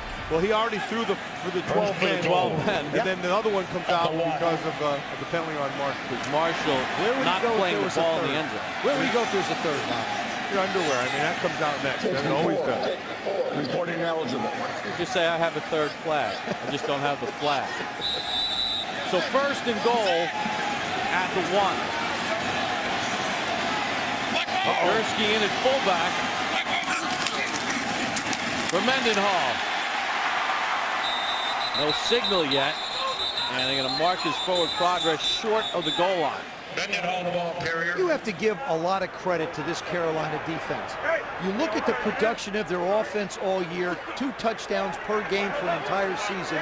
You're on the field, 32, 33 minutes a game, and Ron Meeks has done a nice job of getting these guys to try and keep his team in the game and make plays. And they've stood up as well as they can against offenses that are on the field so much more. They are. It's a tough group. I mean, they will play you hard-nosed football. Second and goal. Mendenhall again. And no signal. And he did not get in again. There you go. There's a perfect example of good, tough, hard-nosed football. Pittsburgh 1 for 5 in the red zone as far as touchdowns. Matt, this is all a matter of will. That's all it is Carolina's getting underneath the Pittsburgh Steelers offensive line, and they're driving them back. See, Pouncey this time, he gets no movement. Godfrey makes the hit. That's nice. Johnson comes in and finishes up and pulls him back. Third and goal inside the 1. Roethlisberger keeps it. He's in. No. Yeah, no signal. He's 6'5". No signal. He's 6'5". He's in. Now we got the touchdown.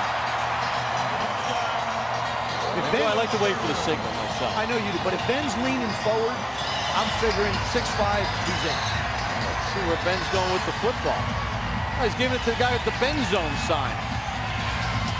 Give the guy with the broken nose. Hey, guy made a sign for me, I'll give him a football.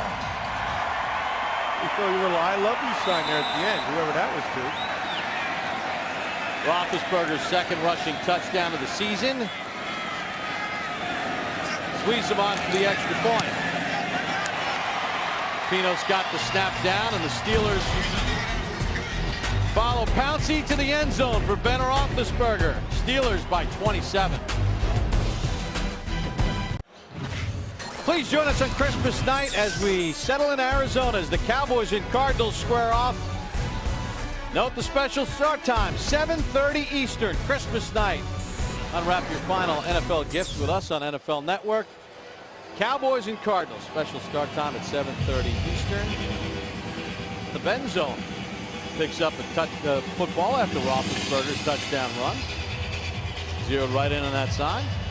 Big Ben hands out a souvenir. Roethlisberger's thrown for 296 yards tonight, and the Steelers with a 27-0 lead. Mike Goodson back deep. He's coughed one up this evening. Goodson from his own 10. Goodson out across the 30 to the 32-yard line, 22-yard return. Ben Roethlisberger's hit 19 of 28. He's thrown a touchdown pass, and he's run for 1. Steelers in front big. The original Primanti brothers in Pittsburgh, a tradition that started in 1933. Fries and coleslaw on your sandwich. We happened to visit it there yesterday. You know Millen can knock down about 3 of those, but one of the surprises of this trip has been Alex Flanagan's proficiency to attack the Primanti's brothers sandwich. I sat She next had to one her. on Sunday, and she knocked down a whole pastrami yesterday. I sat next to her yesterday, Proud of and it. I shared mine, and I reached over and looked at Alex, and she gave me this evil look like, if you touch it, I'll kill you. If only I was sitting next to you, Matt. Well, Alex knew it was going to be Taught her well. Clausen under pressure. Sacked back at the 20-yard line. Brett Kiesel, red beard and all. Timmons got the initial pressure. Nowhere to go with the ball down the field. And then here comes the rush. Well, they come clean. I mean, there's nobody. It's hard for a quarterback to be able to operate when you've got people running in your face clean, and that was Lawrence Timmons. Now Jimmy Clausen's running around looking for a place to escape, and you're not going to escape this defense for very long. Best thing he did there was not fumble. 2nd and 20. Pass intended for Rosario, incomplete. Now, listen, now here's the big question for this Carolina Panther team. Now, it's pretty much understood that John Fox will not be back. Whoever takes this over, if they have the first pick, they're going to have a tough decision to make. Do you stay with Jimmy Clausen, or do you go with possibly Andrew Luck out of Stanford, who is NFL ready, been well coached by Jim Harbaugh? Don't know if he's coming out, though. Don't know that, but that's a tough decision for this franchise to make. Well, Clausen's got his own tough decision, trying to get away from this Steeler defense. Rosario fighting just to get to the 25-yard line. Farrier on the tackle. There's an injured Carolina Panther on the play. Mike Goodson, one of the tailbacks for the Panthers, shaken up. You look at the 5 young quarterbacks that are starting here in the league. Clausen, of course, for Carolina. Skelton, we're going to see him next week with the Carolinas, actually on Saturday. Colt McCoy back in the lineup. Tim Tebow got his first start and will start again this week. And Sam Bradford, really, you'd have to say, has been the pick of the litter with the young ones. And you have to go back to week 14 of 1974 when that many rookies started in a week in the NFL. Antonio Brown gets spun around and then knocked down at the 39-yard line by Marcus Hudson. 34-yard punt. Well, tonight's aerial coverage is presented by Southwest Airlines. Get a look at Heinz Field in Pittsburgh. It was covered throughout most of the day because there was quite a bit of snowfall during the course of the late afternoon, but the field in very good conditions. And you know, as soon as the game is over tonight, they're going to convert this to an ice skating rink for the Winter Classic between the Pittsburgh Penguins and the Washington Capitals on New Year's Day. You see on the left, here's the rink that they've set up for the fans as part of those festivities.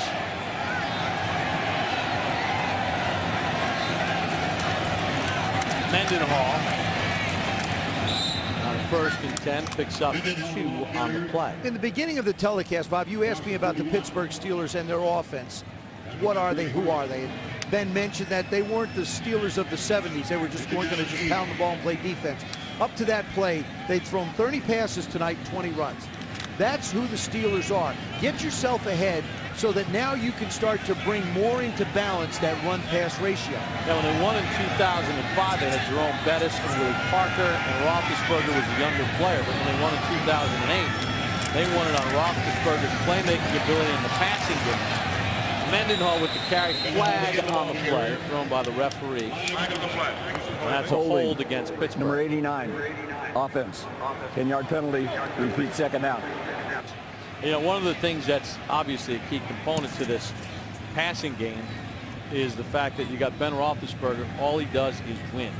You take a look at quarterbacks going back to 1970 with a minimum of 75 starts.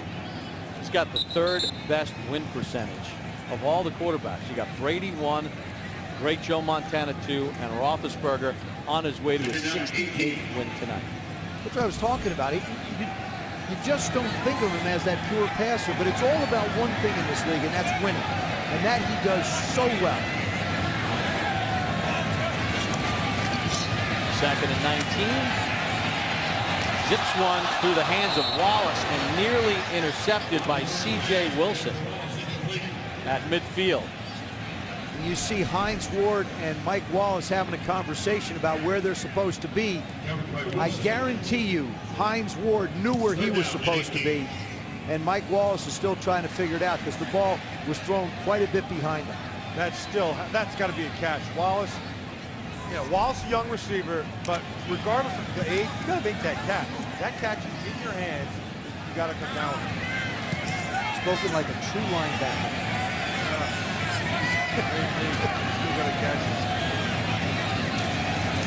3rd and 19. Llewellyn Moore takes it to the 41. Pickup of 11. Richard Marshall on the tackle. So the Steelers will have to punt the football away with 2:15 to go here in the third quarter. Comfortably in front, 27-0 over the Carolina Panthers. Captain Munnerlyn, who celebrated the birth of his son on Monday, he named him Captain. That's his actual name. He was named after his great-great-grandfather. When he was being born, his mother let his grandmother name him, and his great-great-grandfather's name was Captain. So that's, I think it's one of the best. I think it's one of the best names in football. Captain Munnerlyn. After he muffed that one punt, though, he was almost knocked down to a sergeant. This time he calls for a fair catch at the 14-yard line. Well, with NFL Game Rewind, relive every game of the 2010 season and NFL playoffs online and in HD. Sign up today for new special playoff offers at NFL.com/Game Rewind or search NFL Game Rewind. Well, you know, John Fox and his Carolina Panthers, we've talked about the fact that his contract expires 2-12 on the season.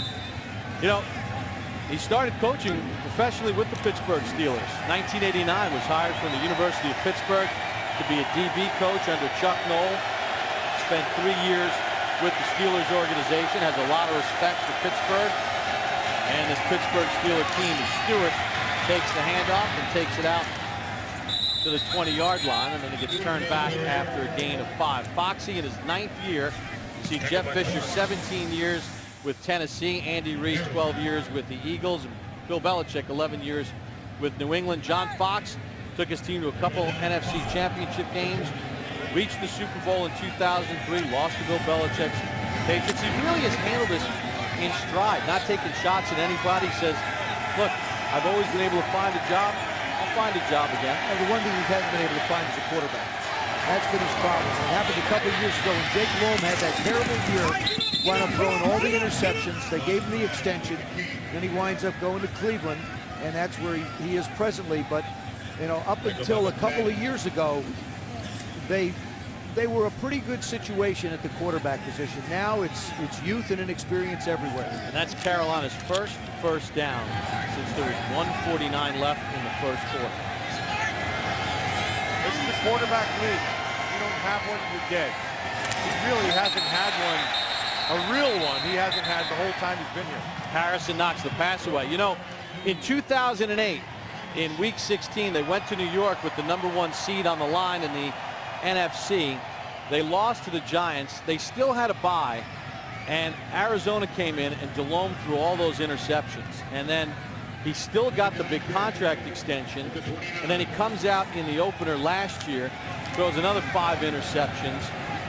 He doesn't play well, and it's as if they've never recovered from that contract extension to Delhomme, the quarterback.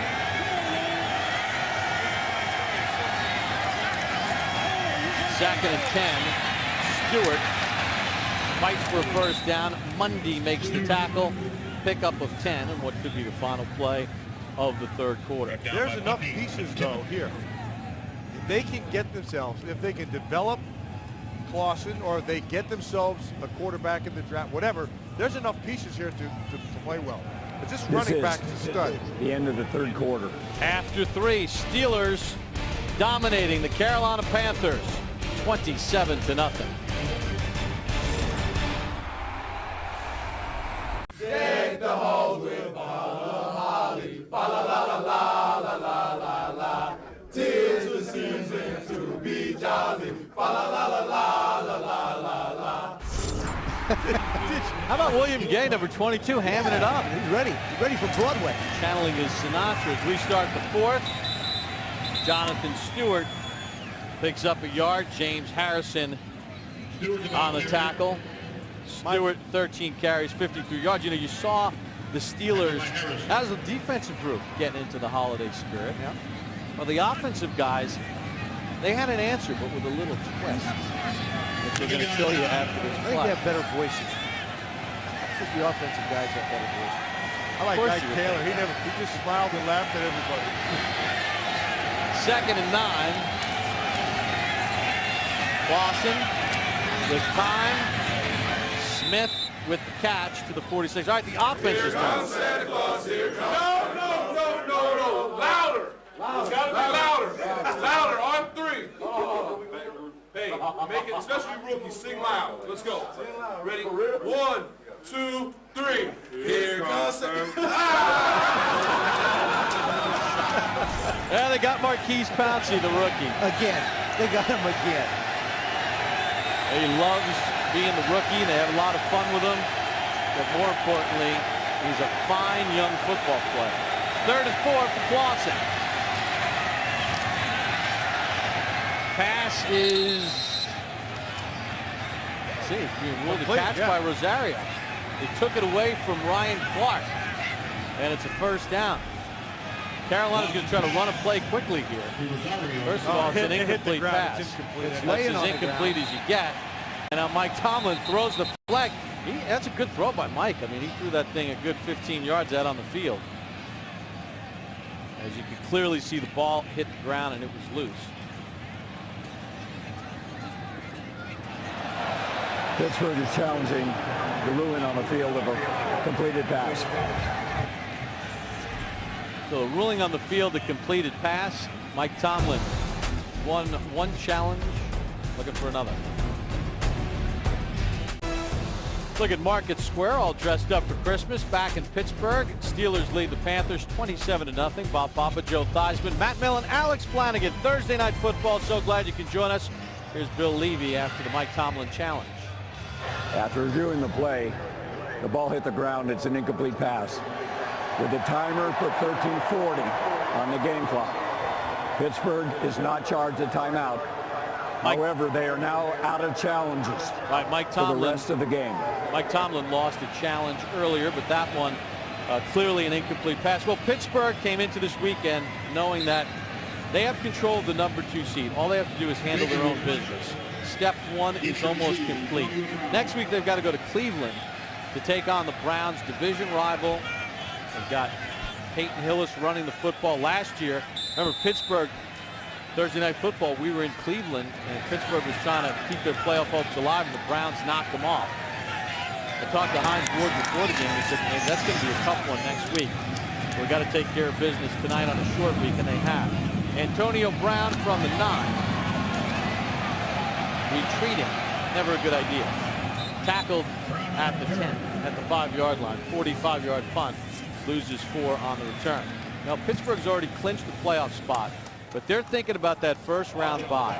Need 2 wins. They lock that up. They're 4-1 currently in the division, and they're tied for first in points allowed per game, 15.7, tied with the Green Bay Packers. But you're playing on a Thursday night, which is almost, you've got 10 days now before your next game, which is almost like a bye. You'll play Cleveland. If you get the bye, you've got 2 more weeks. You've got Aaron Smith you want to get healthy. You've got Troy Polamalu you want to get healthy. You're going to play 1 game in about 25 days. And you can buy yourself some good time and position yourself very healthy for the playoffs.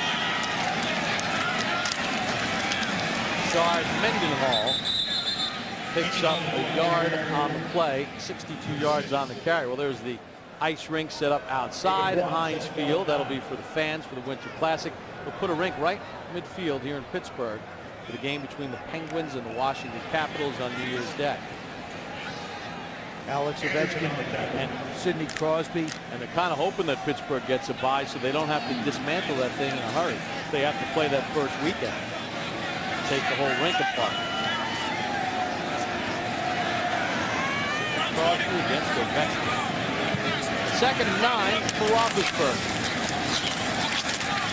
Mendenhall stumbles out to the 8-yard line. You know, this Carolina Panther defense, except for 1 run, which is the first run of the game, they pretty much stoned this running game with the Steelers. And they yanked James Anderson right after that too. They sat him right down after the allowed Rashard Mendenhall to make that kind of a run on the backside. But they were ranked 12th against the run coming in.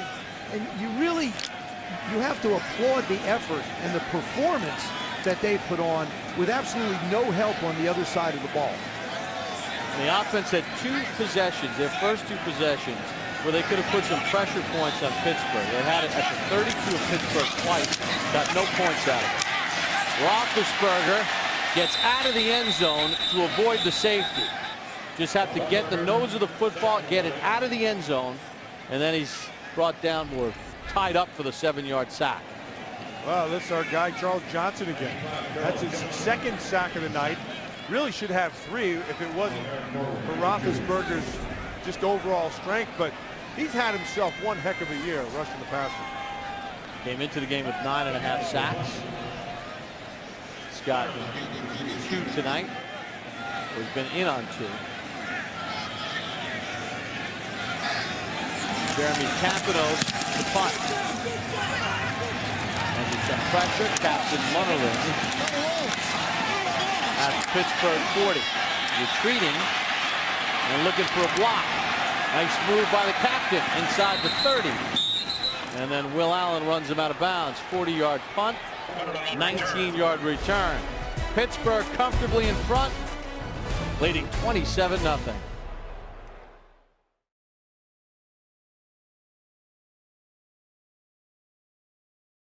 Quarter.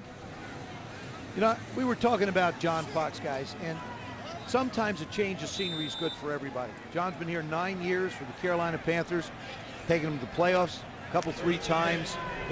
Has a young football team, young at wide receiver, young at quarterback. Your running backs are relatively young as well. It might just be the right time for him to go on and get a job someplace else, and I believe he will too. Jonathan Stewart picks up 9. Ryan Clark on the tackle. You know, John Fox has one of the very good defensive minds in this league. That's why I gave him this job. He's heck of a coach. He knows his team, pushes the right buttons. But to piggyback off of your point, sometimes the guys have heard the same things enough that pretty soon you might be better off moving on. 2nd and 1.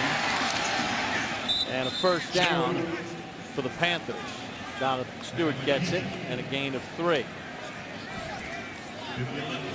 Well, you know, the first 2 possessions for the Panthers, you know, punt, had an opportunity on that first drive, and then the interception by Clausen, stopped on downs. I mean, it's look at the -8, -7, and 3 and out, 3 and out, 3 and out, 3 and out, 5 straight times. We got a first down at the 11. Clausen looking for Rosario, knocked away. Great coverage by Mundy, who did not let Rosario go. Mundy starting in place of the injured Troy Polamalu. Now he went back and he eyeballed Rosario the entire time. I mean, it was only a 3-receiver route. He just kept on eyeballing him the whole way. He could have given him the ball right in the flat real quick, and Rosario kept waiting and waiting and waiting, and not quite playing enough together, not enough instinctiveness to just rip it up the field and give him a place to throw the football. Geddes in motion on a 2nd and 10. Stewart trying to keep his feet, lost the football. Oh, he's calling him down. And they're ruling him down by contact as McFadden, who had a pick earlier, recovers the loose ball. Rolled down at the 7. And now Mundy shaken up on the play.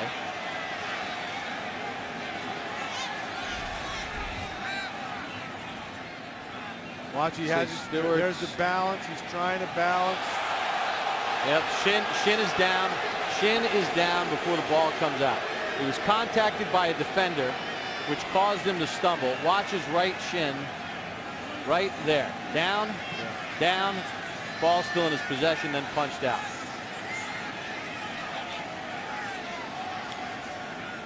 Clearly down by contact before the fumble. So Mundy, who's in for the injured Troy Polamalu, is down. Well, how much does he mean to this team, and why would a bye help? When he plays, 29-8 since 2008, 5-7 when he doesn't, counting the postseason. And even though a defense is called, it's his instincts and his guesswork to a degree, which is founded in a lot of study in anticipation, where he winds up being in places where quarterbacks don't get him, and we see the kind of plays that he's made. Will Allen goes in at safety. Panthers with a 3rd and 6. Stewart will lose a yard. You know, I was talking to Dick LeBeau, and he's talking about Troy Polamalu. He said, you know, he has football genius, where he is able to combine not only a feel for the game and his anticipation of certain things, he combines it with his study. And I was fortunate to play with two guys also like that. One was the great Ronnie Lott. He did the exact same things and took calculated risks, and probably 99% of the time they worked out. The other one was Ted Hendricks, Hall of Fame outside linebacker, who could seemingly tell you where the ball went every time. These are rare, rare people, and Polamalu has that same characteristic. And I've thrown interceptions to both of them.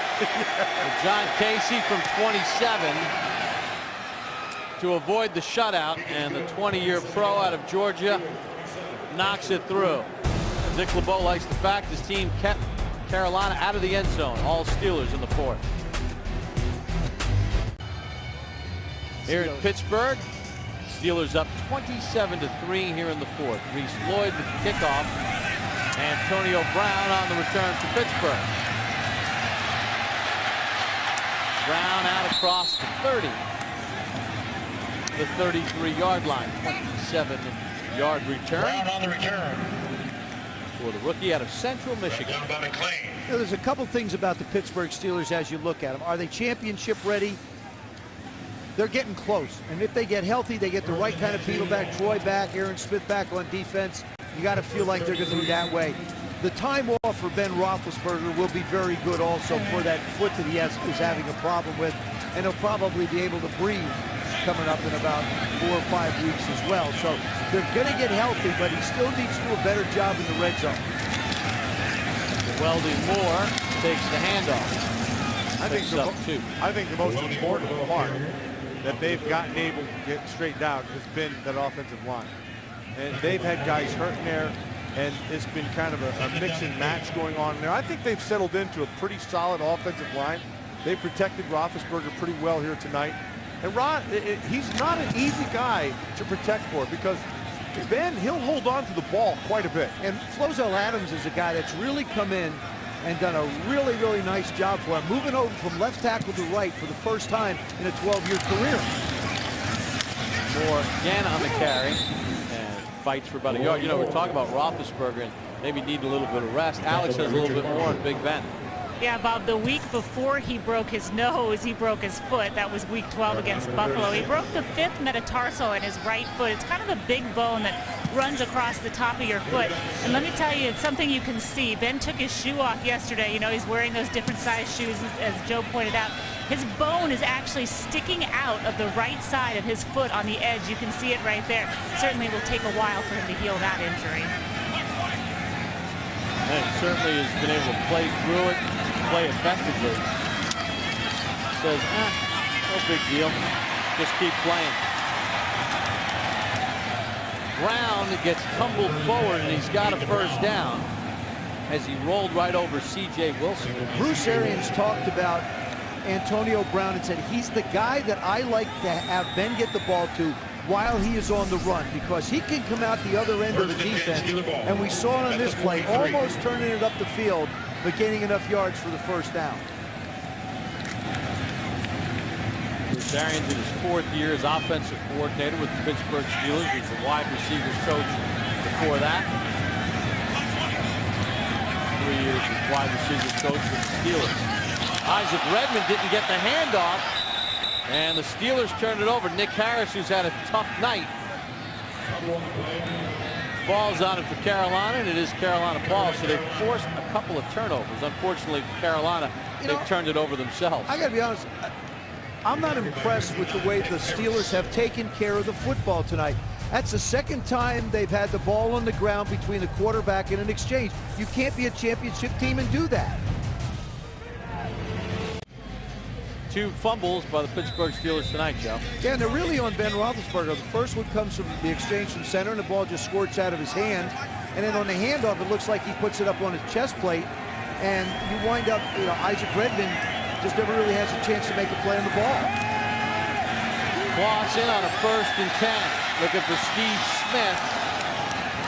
And a pass incomplete. Ike Taylor step for step with Smith. That's on the quarterback again. You got to put that ball in a better spot. Well, you know what? He throws it where you're supposed to, a quarterback. Throw it outside a little bit.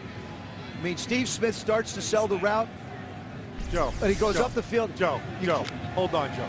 You're wrong. No, okay? I'm not wrong. You're wrong. The DB is on the outside, holding outside position. You throw it to the inside, on the top side, away from the safety. Let him go get it. You don't throw it. Oh, you don't throw it. That's right. Stewart on the carry picks up 4. Or that, yeah. See, I just let you go through the whole explanation until I got to the point where if he's taking the outside position and you have a go like that, you can't make the throw. Here we go. Look at it again. All right, Ike Taylor's pinned outside. The thing is, you think you can lead him up in the middle, but you have the safety coming over, so that's not going to be an option for you. Joe, I'm going with the linebacker on this one. No, shouldn't have thrown Joe, we are not buying that one. Should not have thrown it. You got to take a shot. You're down by 24 points, and you're 2-12. Yeah. And now you get sacked That's again. what happens when you take a shot, Bob. And that's what happens when you don't throw it, too. You know, Ziggy Hood got the hit on Clausen. they're just bringing pressure, and it's got to get picked up. And the thing is too is if you're an offensive line against the Pittsburgh Steelers and you're down 27-3, you know they're just pinning their ears back. They could care less about a run. Yeah, and Dick LeBeau is going to just put his foot to the metal and go after you. And he's putting it on the quarterback because he's waiting. He's saying, all right, let's see if you can see it quick. Let's see if you can get it out quick. And the answer is no. They've been inept at quarterback position tonight, and really that's the difference. 4 sacks by the Steelers tonight. Fair catch called for at the 9-yard line. Well, 38 years ago tonight, the Immaculate Reception. Terry Bradshaw against the Oakland Raiders. DeFranco Harris. John Madden, don't look. There's Franco. He picks it out of thin air and runs it in for the touchdown. And there is Dan Rooney, the ambassador to Ireland. They won the game 13-7. That's not Franco Harris. One of the that might be 2 of Franco's right there. He went to Bramante Brothers. Oh my. Oh, Franco Harris, I talked to Franco about that play. And he said that as he was running to the ball, one of the things that went through his head was the legendary coach, Joe Paterno, who always preached, run to the football.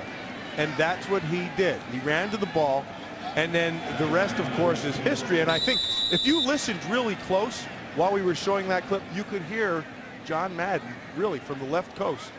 Screaming. It still didn't count. Mewelde Moore shaken up on the play. Will take a timeout with the Steelers up 27-3.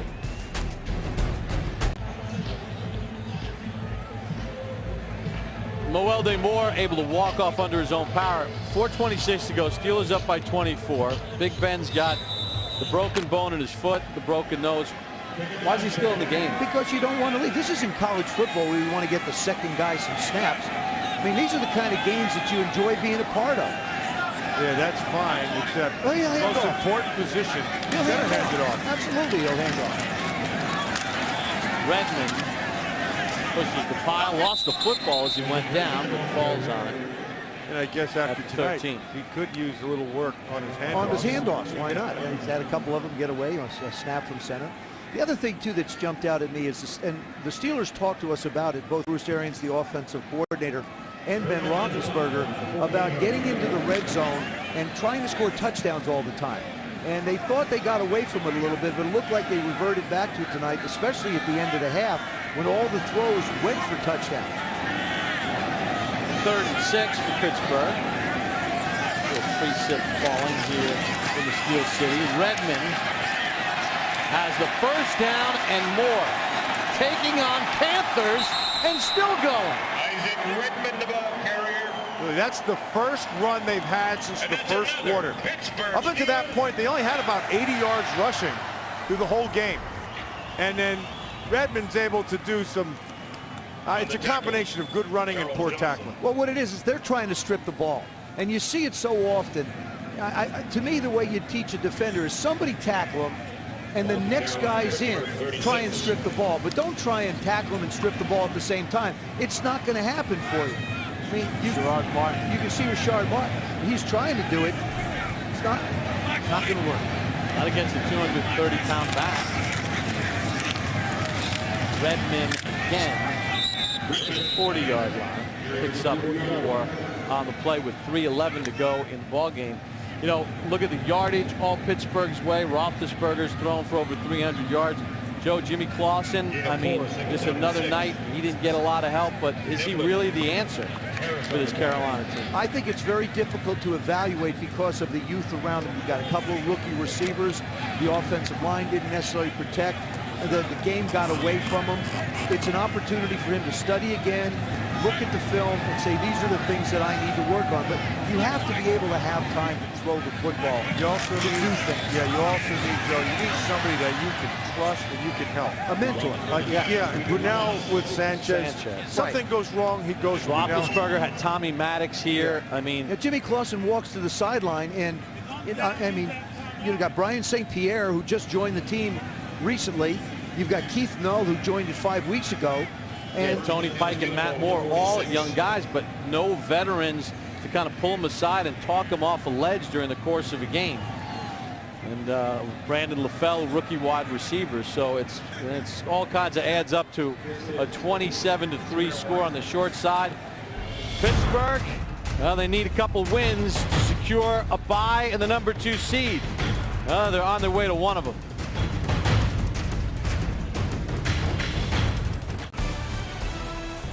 Rich Eisen getting ready for the Kay Jewelers post-game show. The star of the game is going to visit our set.